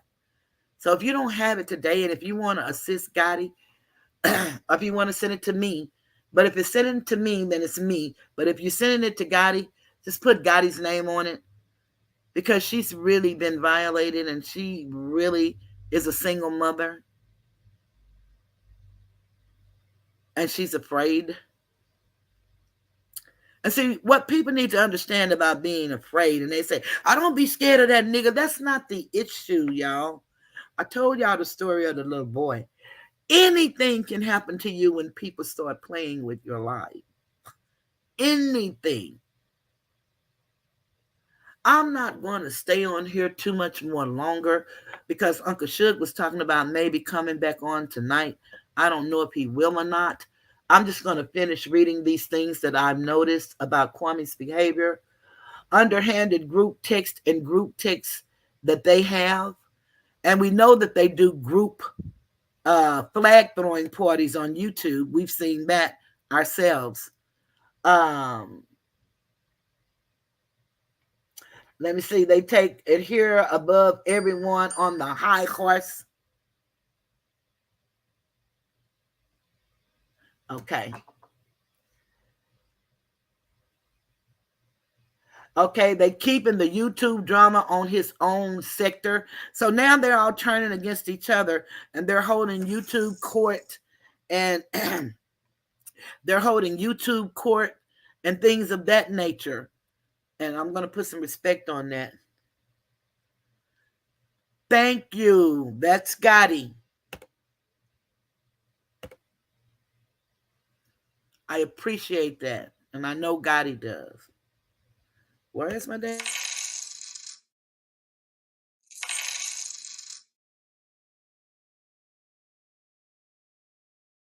Thank you so very much. Like I said, I don't like to do names and numbers, and especially now in the age where they're picking subscribers out of the audience to docs like they did Brown Skin Lady as well.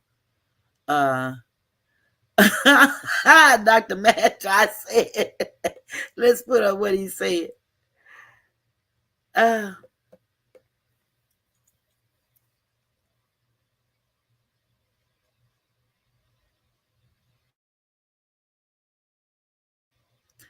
Her business, if you would go to Aquamur, it is, she does for all of us, a lot of us, that you see our intros and our outros. Like, I don't know if you were here when my breaking news came out, but let me show you that breaking news again, and let me show you her excellent work. Give me a moment and let me show you her work. She does intros and outros. She does drops. She helps us build our YouTube channel. She's about building. This all started with her when she was a mod in Kwame's Riff Room, and all she tried to do was support Kwame and to keep people from taking over and doing things that were unacceptable. And then here come all of this good stuff. They break up, then she's in Discord, and then Kwame turns on Self Talk and AK saying that he knows what goes on in those rooms. He accuses everybody of everything, but he never shows proof. And now he say he's smarter than everybody, and he's saving all his proof for the court of law, and he's going to do this and he's going to do that. And he has that right. We all do. We all have that right to go to the court of law. And so he likes to threaten with intimidation. And I think he think we're all so enamored with him being a millionaire that we don't have common sense. But let me show you Gotti's work.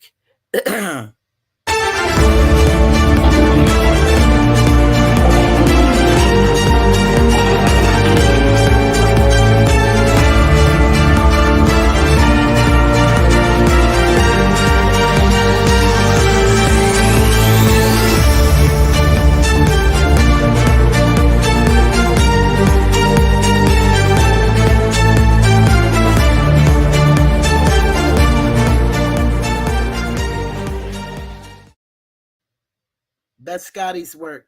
Let me show you Gotti's work.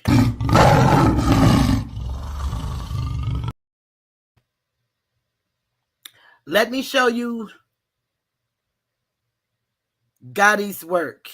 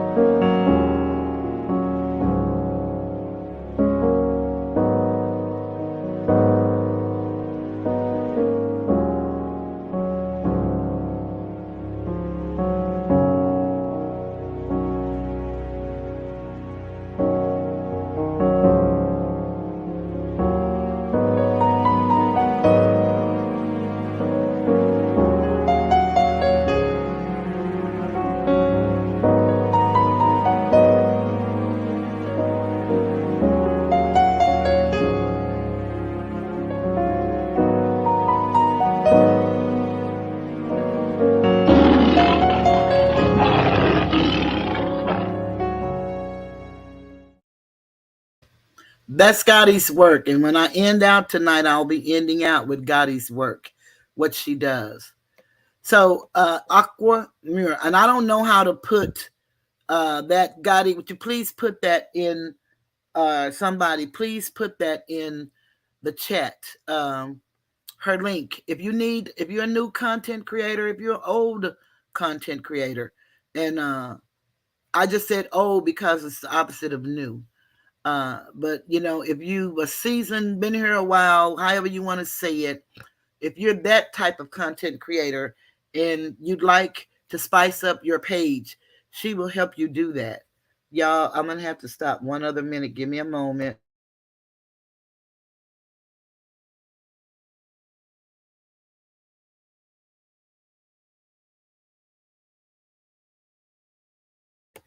For some reason, when I talk, my sinuses start building up. And some of that has to do with congestive heart failure. You have a lot of congestion. Uh, I got the congestive heart failure because I was born, like I said, with an 89-year-old heart. So I had a third-degree heart block, and they didn't discover it until I gave birth to my only child. And I waited 2 years, and then I got a pacemaker. And so my doctor said, having the pacemaker, my son is 41. I've had the pacemaker for 39 years. So he said that it weakens the heart. So I live with a very low heart rate and 35% usage of my heart. So some people say, well, why are you smoking? Why do you smoke? I smoke because I don't really do anything else. And I have to get some enjoyment out of my life. If I did what everybody suggested, I could be dead. So I do what I live with and feel good with about me. Now, I really would like to lose weight one day, but I'm going to tell you, I ain't going to do shit to lose weight. So I don't even play with that. But I know I am smaller. So it's coming. Only so I can get around better and I may feel the same exact way. I don't know. The breathing may not be any better. I don't know. But I would certainly like to hit it out. But I don't have a lot of energy and strength. I'm here a lot. And I don't want to be a prisoner in my own home because someone doesn't like my choice of who I choose to support on YouTube. I go to different people because I like their content. I know I've now become content for all of those people I named. And another person that I did not name that Mr. Brown took aim at, and that was Former Nancy. And so we really need to support Former Nancy because there is a food shortage.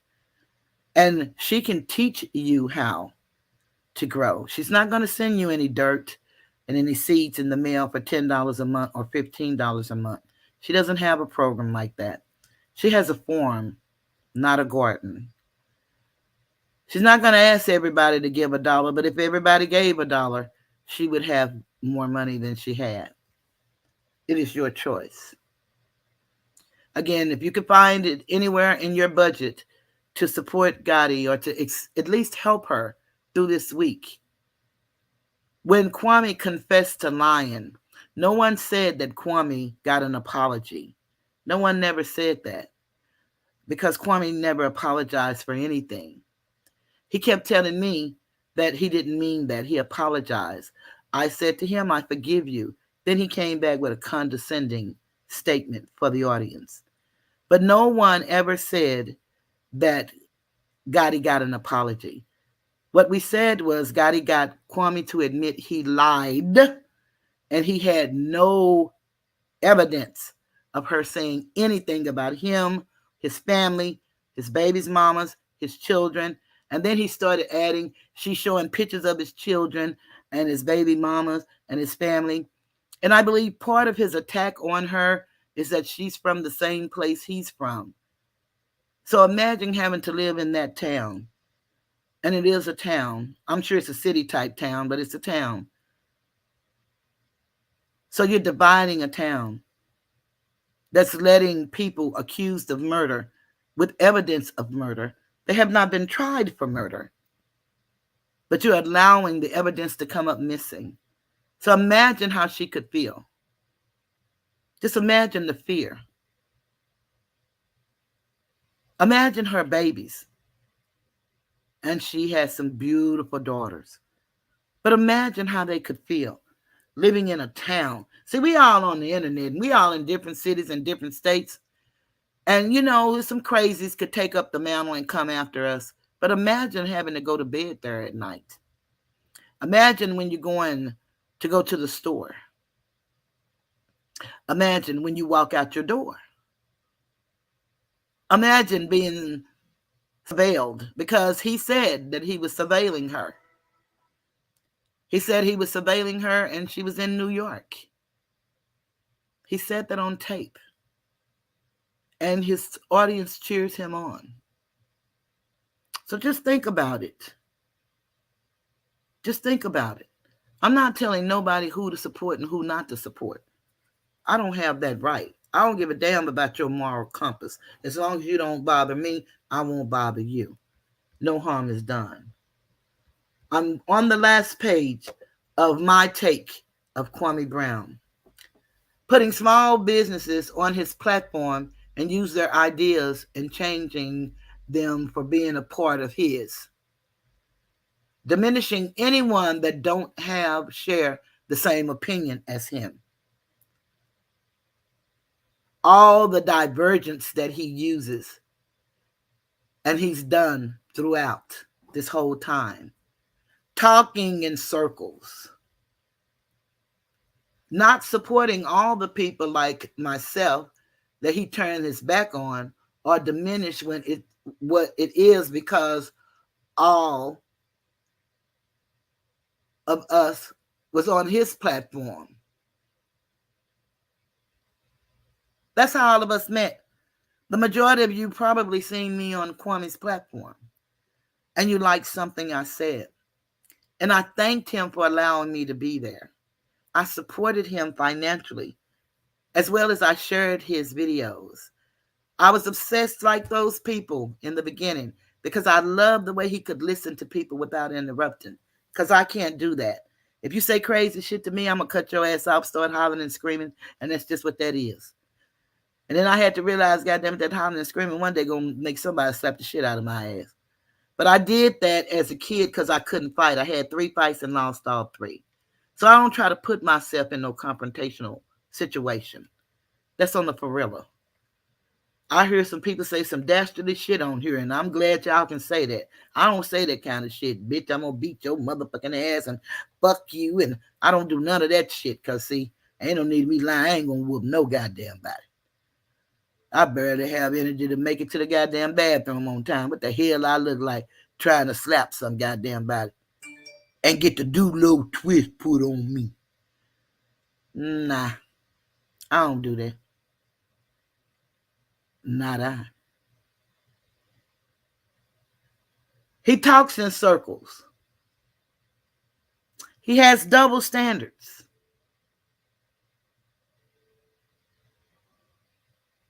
He's definitely in support of sharing personal information and not putting a stop to it. Kwame could end all of this craziness if he would just tell his people to stop it. Clean Black Snickers, I used to really like you.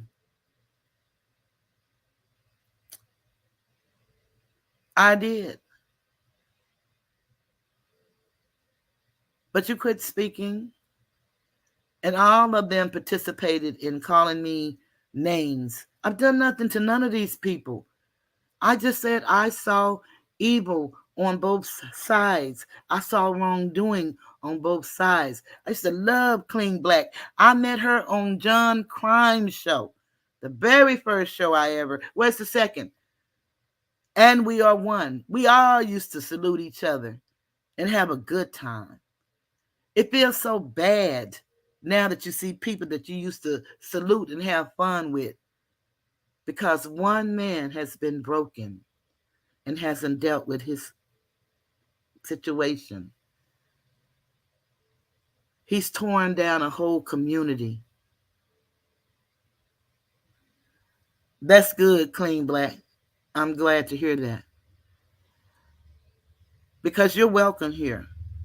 All I ask is just don't get into no arguments about nobody's opinion about Kwame or Skinny. We don't do that here. I don't mind nobody voicing their opinion, but you don't have to attack nobody for what they think. That's all I ask. You're welcome here anytime. We used to be together. We used to have fun. I enjoyed everybody I met. It feel like we know each other. And don't none of us know each other. Some of us might know each other, like me and my cousin. And we're very close. My cousin is good to me. And I would be lying to anybody if I said she wasn't. I am good to her too. We have a beautiful relationship, with the exception of this situation has torn everything that we've had. And I say it's torn because we don't communicate anymore. I don't hate my cousin. I ain't even mad at her. I asked her if she could, please. But, she's grown and she does what she wants. And she speaks her opinion in everybody's chat. One while they was trying to call her the mole in Sister T's chat. And I really hope she see how they turn on you. And it's not worth it. I really, really. Not for my sake. Although I don't want anything to happen to her. But for her sake. And they can do whatever they think they're big enough to do to me. My daddy said if you was born to burn, you ain't going to drown. So if I was born to get killed because I got on YouTube, then goddamn it, I can't stop it. But I'm gonna live until I die. And this fear that I'm in, do understand, it's the fear of you're not knowing who's coming. Krista, free, shalom,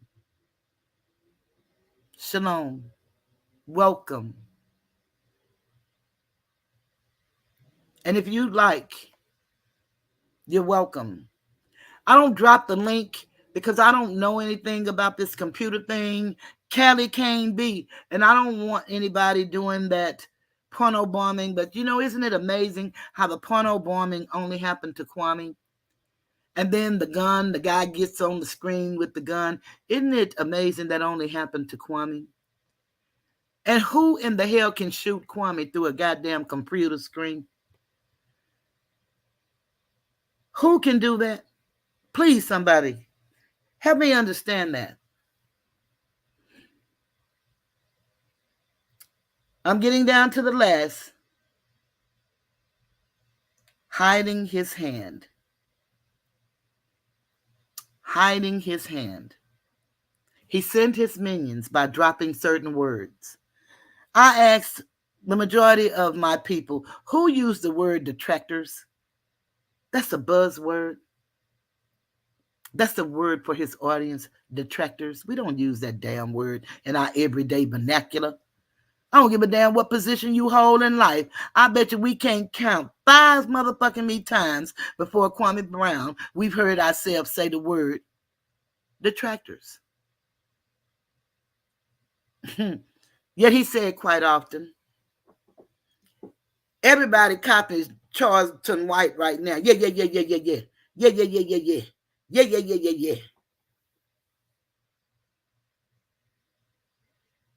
Everybody does that now. Still think I'm crazy? Now I think you're crazy. Before I didn't think you were crazy. But now I think that you really, really have an altered state of being. And I don't think it's mental illness. I don't get off on the mental illness. I'm glad for the people that do. But I go with Dr. Umar. All of the mental diagnosis in the DSM-5 was some European's opinion. It's not backed in science. And we take shit and run with it. But I too could come up with a goddamn diagnosis. I too could name a diagnosis. I think that it's trauma. And he used the excuse that Queen Regina has PTSD. PTSD don't keep her from singing karaoke, and she'd rather go blind. And the man want me, and I'm the woman.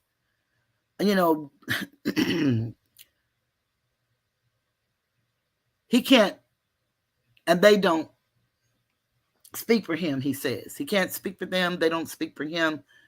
But yet that's all Sister T does is talk about Kwame Brown. Y'all should go look at some of those videos where they were having flag parties and they were calling everybody by name and telling them to repeat what Sister T was saying. I don't know Sister T, but I know that she did a video about me, calling me all kind of toothless bitches. And I'm toothless for a reason. I don't think them motherfuckers know. I was born with a bad heart, so I ain't never had no good teeth. But these motherfucking teeth that I paid $3,000 for, I just choose to say fuck them teeth. I don't wear them hoes. But I got some beautiful goddamn teeth. And I even got my gold in it like it used to be. So it ain't like I'm without teeth. I just don't give a damn about these teeth. It ain't like I don't have hair. I just cut that bitch off with a clippers every time it grow because I don't want none. It ain't like I ain't been the finest motherfucker in the world to somebody. I'm still a big fine motherfucking plantation. I don't have no problem with me. I don't need no big Bootsy Collins ass glasses and no Shaka Khan ass wig and no Tweety Bird ass feather hat and no goddamn me whole new mask face to make me feel good. Goddamn it, I am good. The fuck? And sometimes I feel awfully bad, but I'm good. I don't have to drink and cuss people out and then forget what I said because I had blackouts, and y'all gotta understand it. I done heard so many people fuck up words. I've been fucking up words for the past week. And I promise y'all, I was the type of person. Hear me when I tell y'all, I was the type of person, if you fucked up a word, I was going to correct you.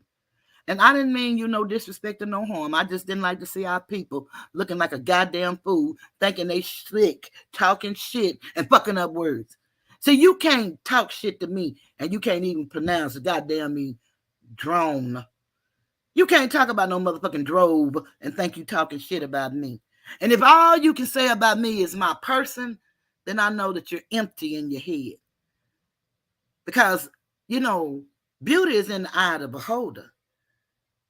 So whereas one man's goddamn it dream, it's another man's motherfucking nightmare. So I don't give a damn about you talking about my big fat 83-year-old looking ass. Like I said, I hope some of y'all make it to 63, because that's where I am today. And if I lay down and don't ever wake up, y'all know this world don't owe me nothing. I've had some of the best times of my life and some of the worst times of my life. I've been all the places I wanted to go. I have. 83, yeah. And what that girl said, she apologized to me because she thought I was 83. But I said I was 63, so she apologized for thinking that. And that's okay. She got that right. She got that right. Everybody does. But again, this has been a beautiful evening. This is going to be a series. It is.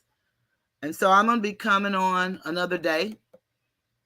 I won't be saying the exact same thing, but the reason it's going to be a series is because now we're going to get off of what I just explained tonight. I had to say what I had to say because it's getting dangerous out here and it's getting scary. And I have mothers contacting me that are really in fear for their families and afraid to even say something in my chat because they don't want to be attacked. And everybody seems to know now that Kwame is definitely looking and listening to everything. And he has a good guy, Sis. They attack Sis. I like Sis. Sis do a lot of his bidding, just like Mr. Skinny used to. So I do not comment on his videos, but I like his intellectual mind. He's very intellectual, and nobody will make me believe different. Sis is a person that is not caught up, but he said he can resonate to the message. What message? I don't know, but it's his, and he has that right. I, too, used to think I resonated to a message that's not there. And so when I started seeing the behavior, it was behavior that I didn't accept. And unacceptable behavior is unacceptable no matter who does it. But I do know that we tend to forgive the behavior of those that we love or like. And I can see people loving him because to me, love is an action. And I loved him because it's an action. And I gave to him.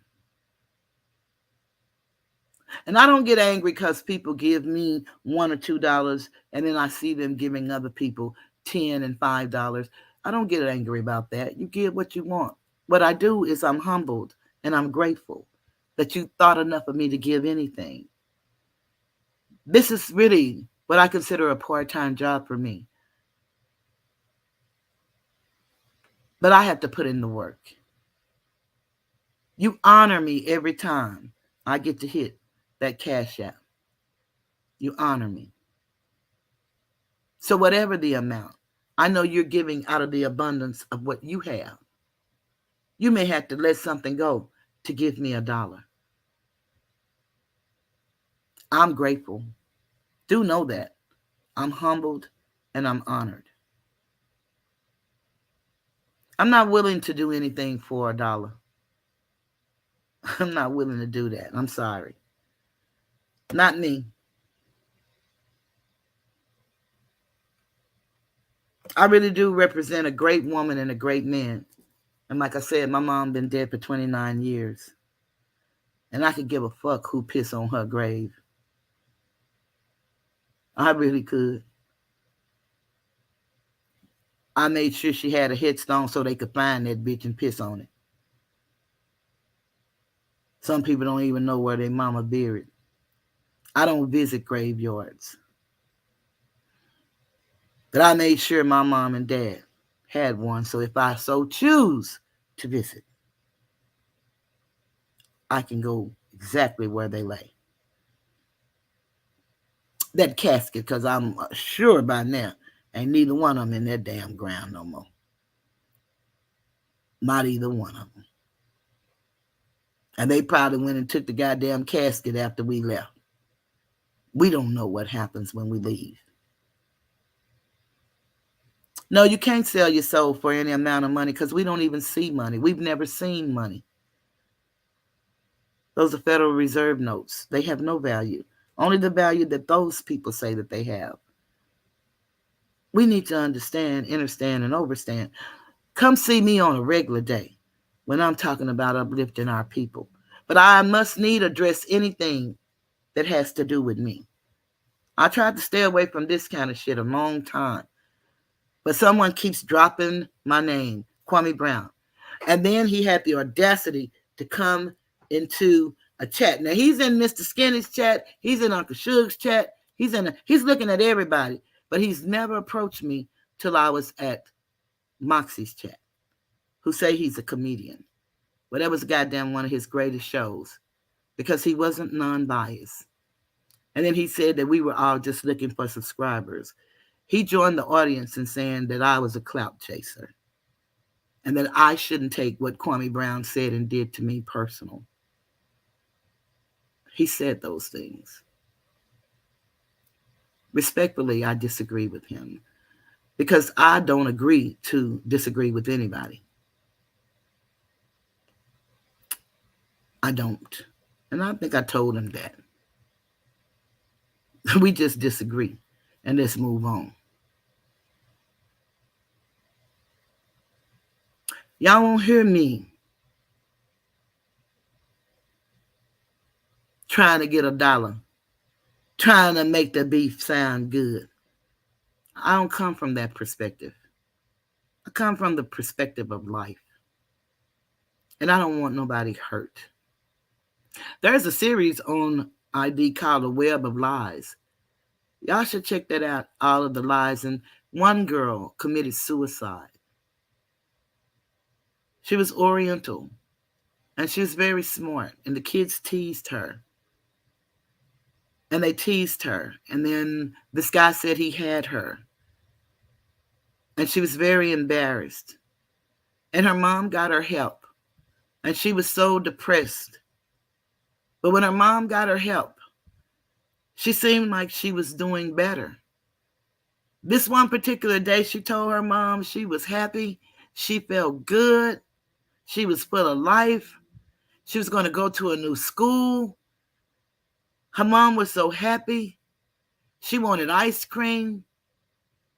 And y'all could get some of these goddamn details mixed up because normally when I tell a story, I know that damn story. This is one I'm remembering. So I could get some of this shit mixed up. So if you go see this episode and say that Toothless lied like a motherfucker, I didn't lie. I'm just telling the best story I can tell about what I remember. But she was so happy. Her mom was so happy. Her mom was so happy until she thought she would go to work. And her mom went to work and she felt real good. And she came home and she called out for her daughter. And her daughter didn't answer. And she went up to her room and her daughter had hung herself. She could not take it. But she didn't want her mother sad. So she told her mother she was happy and she was okay so that her mom could be happy, so that she could kill herself. Our men are killing themselves because we as women don't understand our roles as the matriarch. It is not our fault. We live in a system that's silent. The weapons are. But the effect of those weapons are deadly. I ask anybody that listens to me, please, if you're interested, send off. I give my email address, the book, Quiet Weapons. Silent weapons, I'm sorry, for quiet wars. We're at war. We're under attack. And I'm more worried about the people who don't want this system to change taking me out than I am any of these people that's listening in the ghost hood, the bushes, the shadows.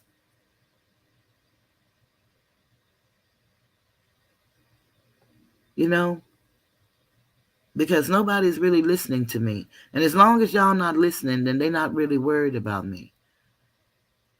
But I try to give people what they need because this world is really going to get real bad. And then people will run around here talking about the Bible just fulfilling itself. That ain't got shit to do with no goddamn Bible. But if you want to say that, then say that. But for everything that the Bible promised, we haven't seen it as a people. We haven't seen it. And for the promise, it seems like it gives is we have to die to see it. While everybody else driving around in Maybachs and Rolls Royces and Porsches and all different type of vehicles, Escalades, and we can barely afford to pay our light bill. All I'm saying is a lot of things that's wrong with us as a people, we do it to each other. And if we would look, as Michael Jackson said, the man in the mirror and make that change, then we would be different toward each other. We would be different toward each other. I keep sharing with people from my intellectual perspective and observation. It is hegemony that is taking place, not racial discrimination. They gave us the races so that we can be divided and they can control the masses. 1 minute, y'all. I'm getting ready to close for real, but I got to clear my throat.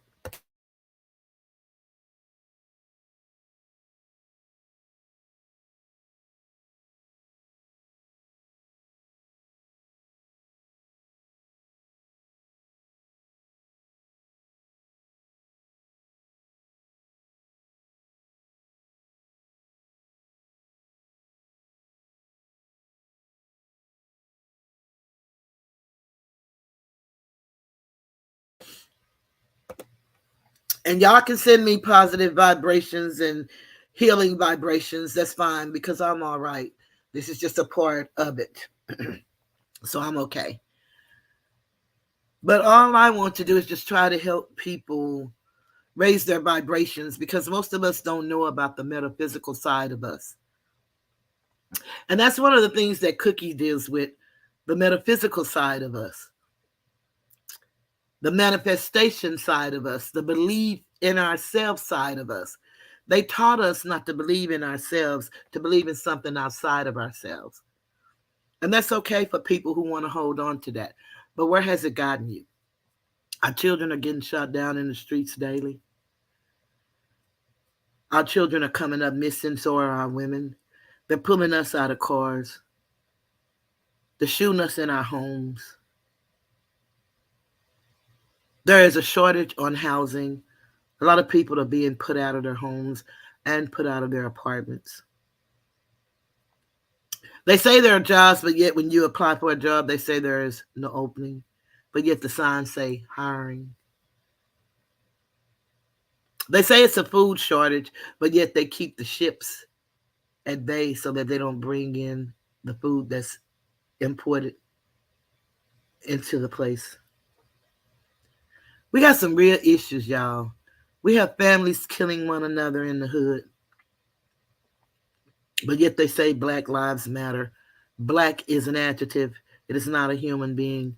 It is dead in the eyes of the law, and it is not recognized in the courts. The penitentiary, the prisoner of war camps are full of people that look like us, people that they call Mexican, people that they call Asians, Orientals. And yes, we have Europeans too, but their numbers are less. But they're still affected because CJ mother is a European. She is. I said a European. See how I'm fucking up words? A European. She's a European. Her son is considered a black man. I call him Asiatic because we have the dominant gene, and his father had the dominant gene. So his traits, the way he look more like you and I than like his mother. But I know in truism, matriarchy, the mother carries the bloodline.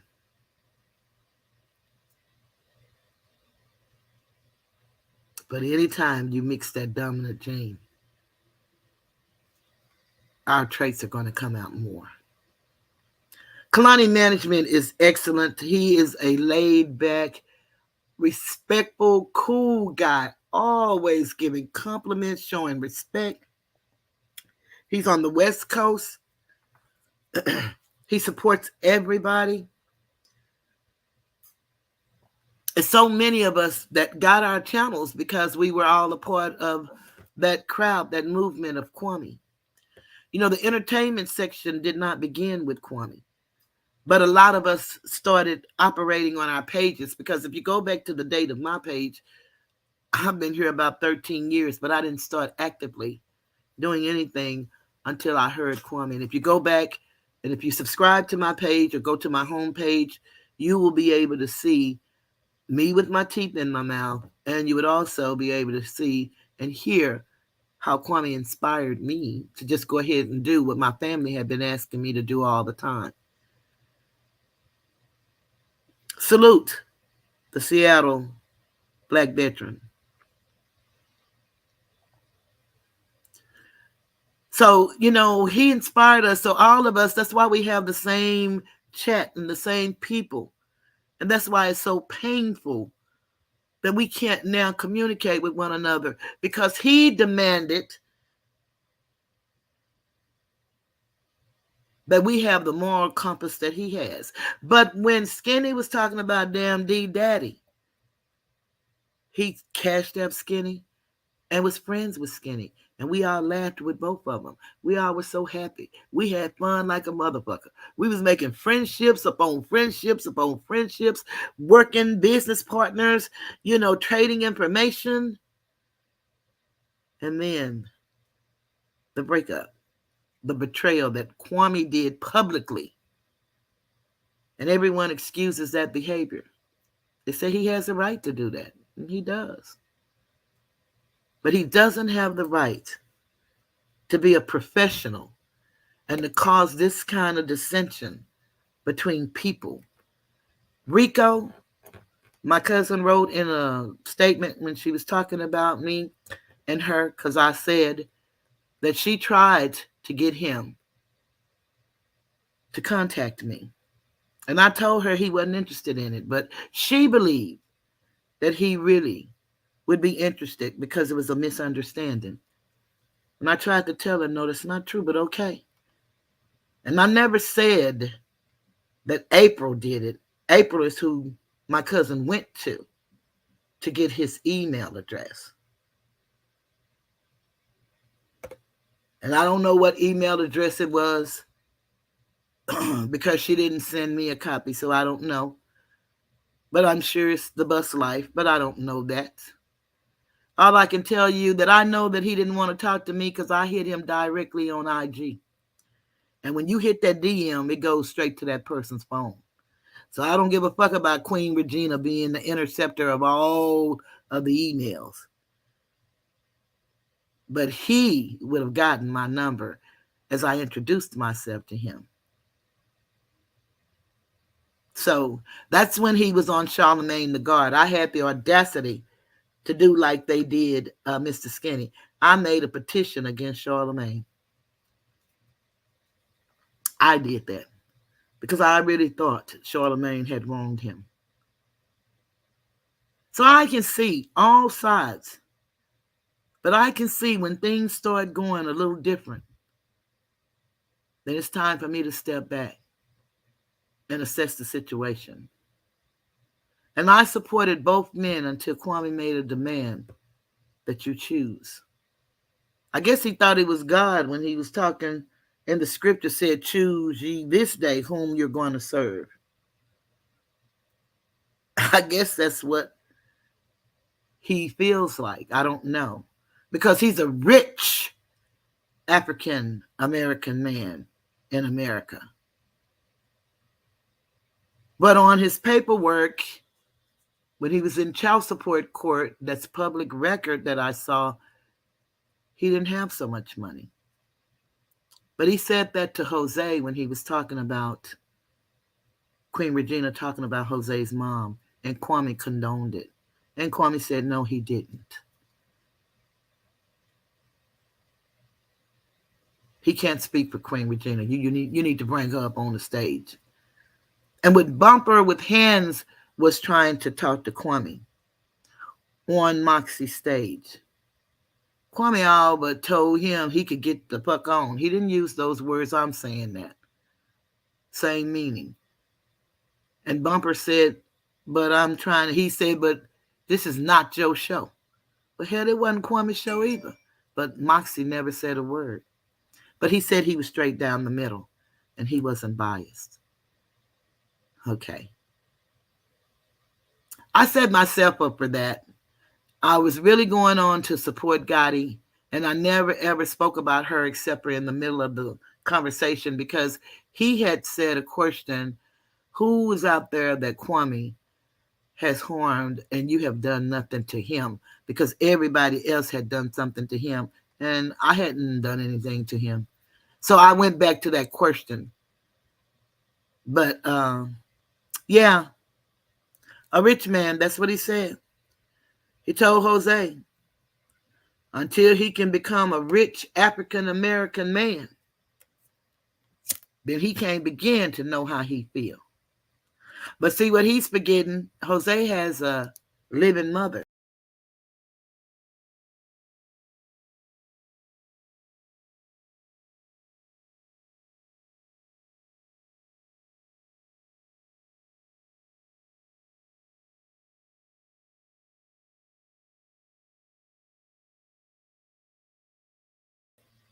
Yeah, I done came all out the damn studio. I'm doing some shit this evening. I'm going to get ready to end this. I want to end this the way I started it, if y'all don't mind. I gave a tribute to CJ. Anybody who don't want to hear it again, I won't be mad if you go. But this is my favorite song by Tremaine Hawkins. I love it. And I want to just sing this song one more time before I go for CJ. After I sing this song, I'm going to have my outro that Gotti made. So please, people, please go check out Gotti. Go check her out at Aquamur. If anybody want to donate, you can donate to Gotti through my Cash App. Just put Gotti on it and I'll send it to her. I greatly appreciate everybody who has listened to me. This will be a series. For some reason, I've gotten myself where I can't get into my studio, so I can't post on my community board. But I will be having something to talk about on Tuesday, which is where I interview individuals. And what I would like is for everyone, if you don't see it, then just know that I do plan to be there. I didn't go on last week because it was overwhelming, all the stuff that was happening. And that's when Kwame said that he lied. He didn't have any. And he didn't use the word I lied. He said he had no documents from Gotti, no text where she talked about him or his people. That's what she said. And that's what he said. He did not say, I lied. We know he lied. If you don't have documents and you said you had documents, then we know that's a lie. We don't have to allege, wonder, or guess. You allege something when you don't know something.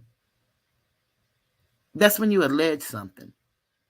If you believe something to be true and you have knowledge of it, that is your belief and you're entitled to it. Your opinion, you're entitled to it. And everybody says that's just your opinion until it's your opinion. And then everybody want to attack your opinion. And then say they have the right. So when do one's rights stop and another rights begin? Somebody says something about that Second Amendment. They want to take away our First Amendment, but they want to talk about the Second Amendment. And we all have the right to bear arms. But I would suggest to everybody, if you would, come back to visit me. Maybe you'll learn something. But I want to salute Mrs. Proctor. I believe her name is Mrs. Ann Proctor. She's fighting for her baby. This happened in 2018.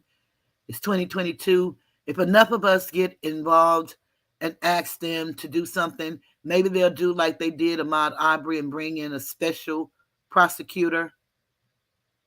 And maybe, just maybe, some of that evidence could come back, or new evidence. It's got to be something somewhere. It happened for Ahmaud Arbery. It could happen for CJ. And then maybe we can tell people, and if we say it loud enough, and if everybody talk about it, to get the laws changed for Title 24, where spouses can be compelled to testify against a spouse that you've already confessed to doing an action. I am not accusing anybody of anything.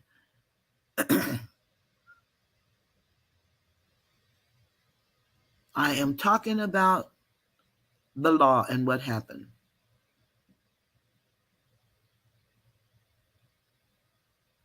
My sister told me maybe you used to like Tremaine Hawkins. Just wait. I don't know what the hell she mean. And that's true. Injustice to one of us is injustice to all of us. Hey, former Nancy, glad you came in. I already mentioned you, and you go back. I didn't say much, but I talked about the food shortage and how you made history. I don't know if I told them that you made history.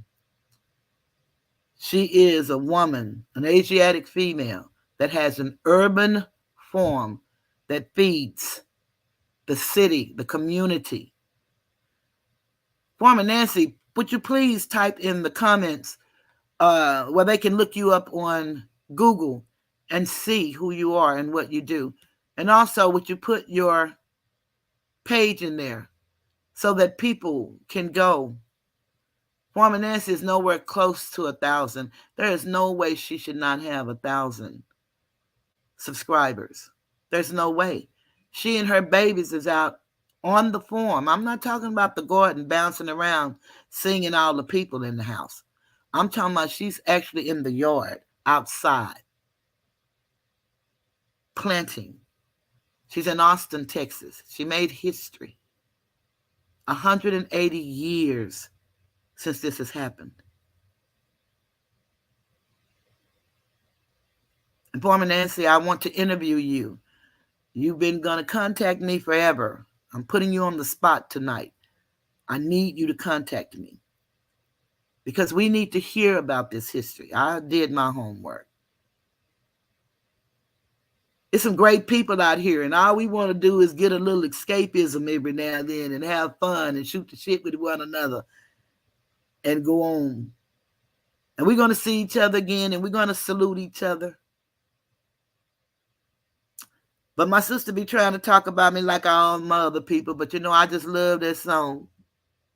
And I'm going to sing it again because it's in honor of CJ. And the name of the song is Precious Memories. My best cousin in the whole wide world, she's gone now. And a matter of fact, that's Dimple's mother. And we used to talk, and I sung this song at her best friend's wake. And actually, she was best friends with the daughter, and she was like a godmother to her.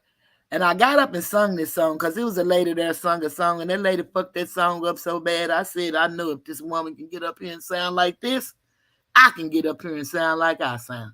So I did. And so I told her I was going to sing it if she should go before me. And she told me, hell no, don't do it.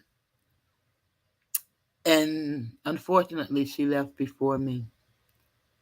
And my brother was shocked shitless that I didn't get up and sing it at her wake or at her service.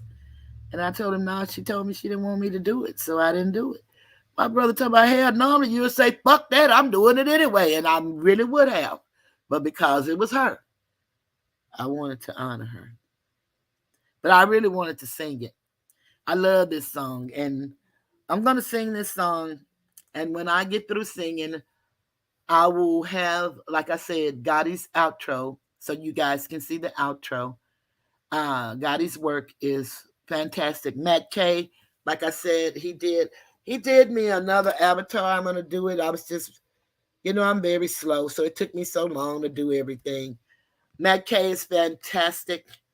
Um, well, it's some phenomenal people out here, but those are the two that I know that helped me.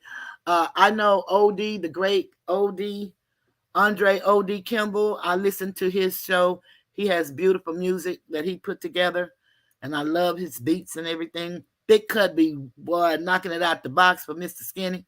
That shit be sounding so good. It's unbelievable. So I just want you guys to know that we got to support each other. We got to help this lady get justice for CJ. And we got to understand this one thing. And this one thing is on the Farilla. Evil triumphs when good men do nothing. We can't keep sitting by letting people get intimidated and bullied and stalked. Google and YouTube has to have a corporate office. And I ask anybody who's afraid, do an affidavit. Have it notarized or use your own red thumbprint and notarize the signature and file it with the county of records. Let them know what's going on. I know it sounds crazy to have to write this crazy shit down on a piece of paper, but I'm sorry, it could save your life. This must stop. RICO, racketeering, influences, criminal organization. That's RICO, and they've been singing RICO for a long time. They come across more as an organization, and I think if the laws looked at those tapes compared to anything I've said, I have done nothing but participated in the audiences of the people that I like, which I have free action to do so. I think they will know that we are not a notorious, nefarious gang. But in law, if you do not denounce this, and I would ask everybody, if you don't have a platform, write it in the chat so that it can be a digital footprint. Anybody who looks at Mr. Skinny, you should write in there that you are not a member of a gang. Because anytime you don't address an allegation of criminality, in law, you tacitly acquiesce, and it becomes true. So you can look that up for yourself. You don't have to believe me, but look at any penal code in any city, in any state. But the penal code goes for the state. I'm telling you all, these accusations that they're hurling are serious. And they're putting people in prison in Atlanta, all of the rappers in California, New York. If they're not killing them, they're putting them in prison for the lyrics in their songs, the post on their IGs, on their Facebooks, and on their Instagrams. So I would suggest that everybody protect themselves in that manner. I will never, ever, ever incite any violence, as I said. As I get ready to sing this song, thank you, Sim Said So. Would everybody put justice for CJ, or as Sim said, put justice for Miss Ann? And then would y'all drop them teeth emojis for me? Or any pink and black hearts? I love that. That was so beautiful. But I'm going to sing my song after I hit the cigarette. And I'm going to hit the cigarette. I'm going to sing my song. And I'm going to do my outro. And I'm going to bid everyone a good night. I truly appreciate you all. Thank you for the thumbs up, the cash apps, the shares, and the subscriptions. Thank everybody for everything. This is in honor of CJ. Precious memories, how they linger, how they ever flood my soul.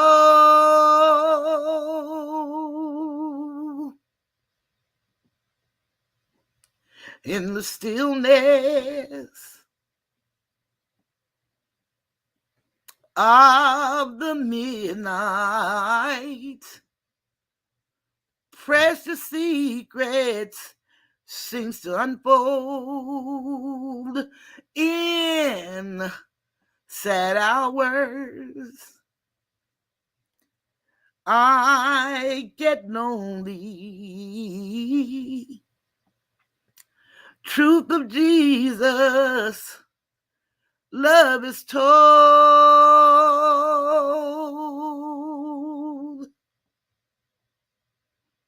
Jesus whispers, I'll be with you. Sacred secrets seems to unfold. Precious memories, how they linger, how they ever flood my soul.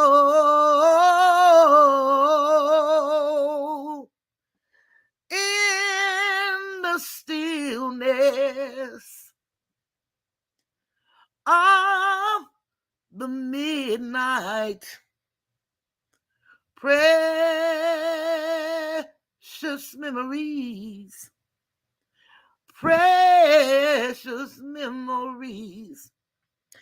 In the stillness of the hour, precious memories comfort me. Precious memories keep a holding on. Keep a holding on. We're going to ask Miss Ann to keep holding on. I want to say thank you, everybody.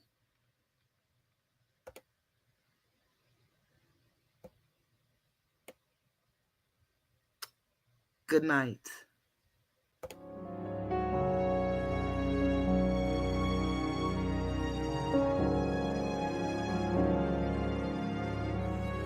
This video was made for education and entertainment purposes only.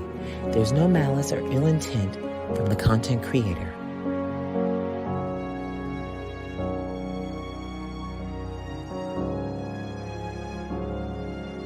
So please like, share, and subscribe, and have a great evening. Good night.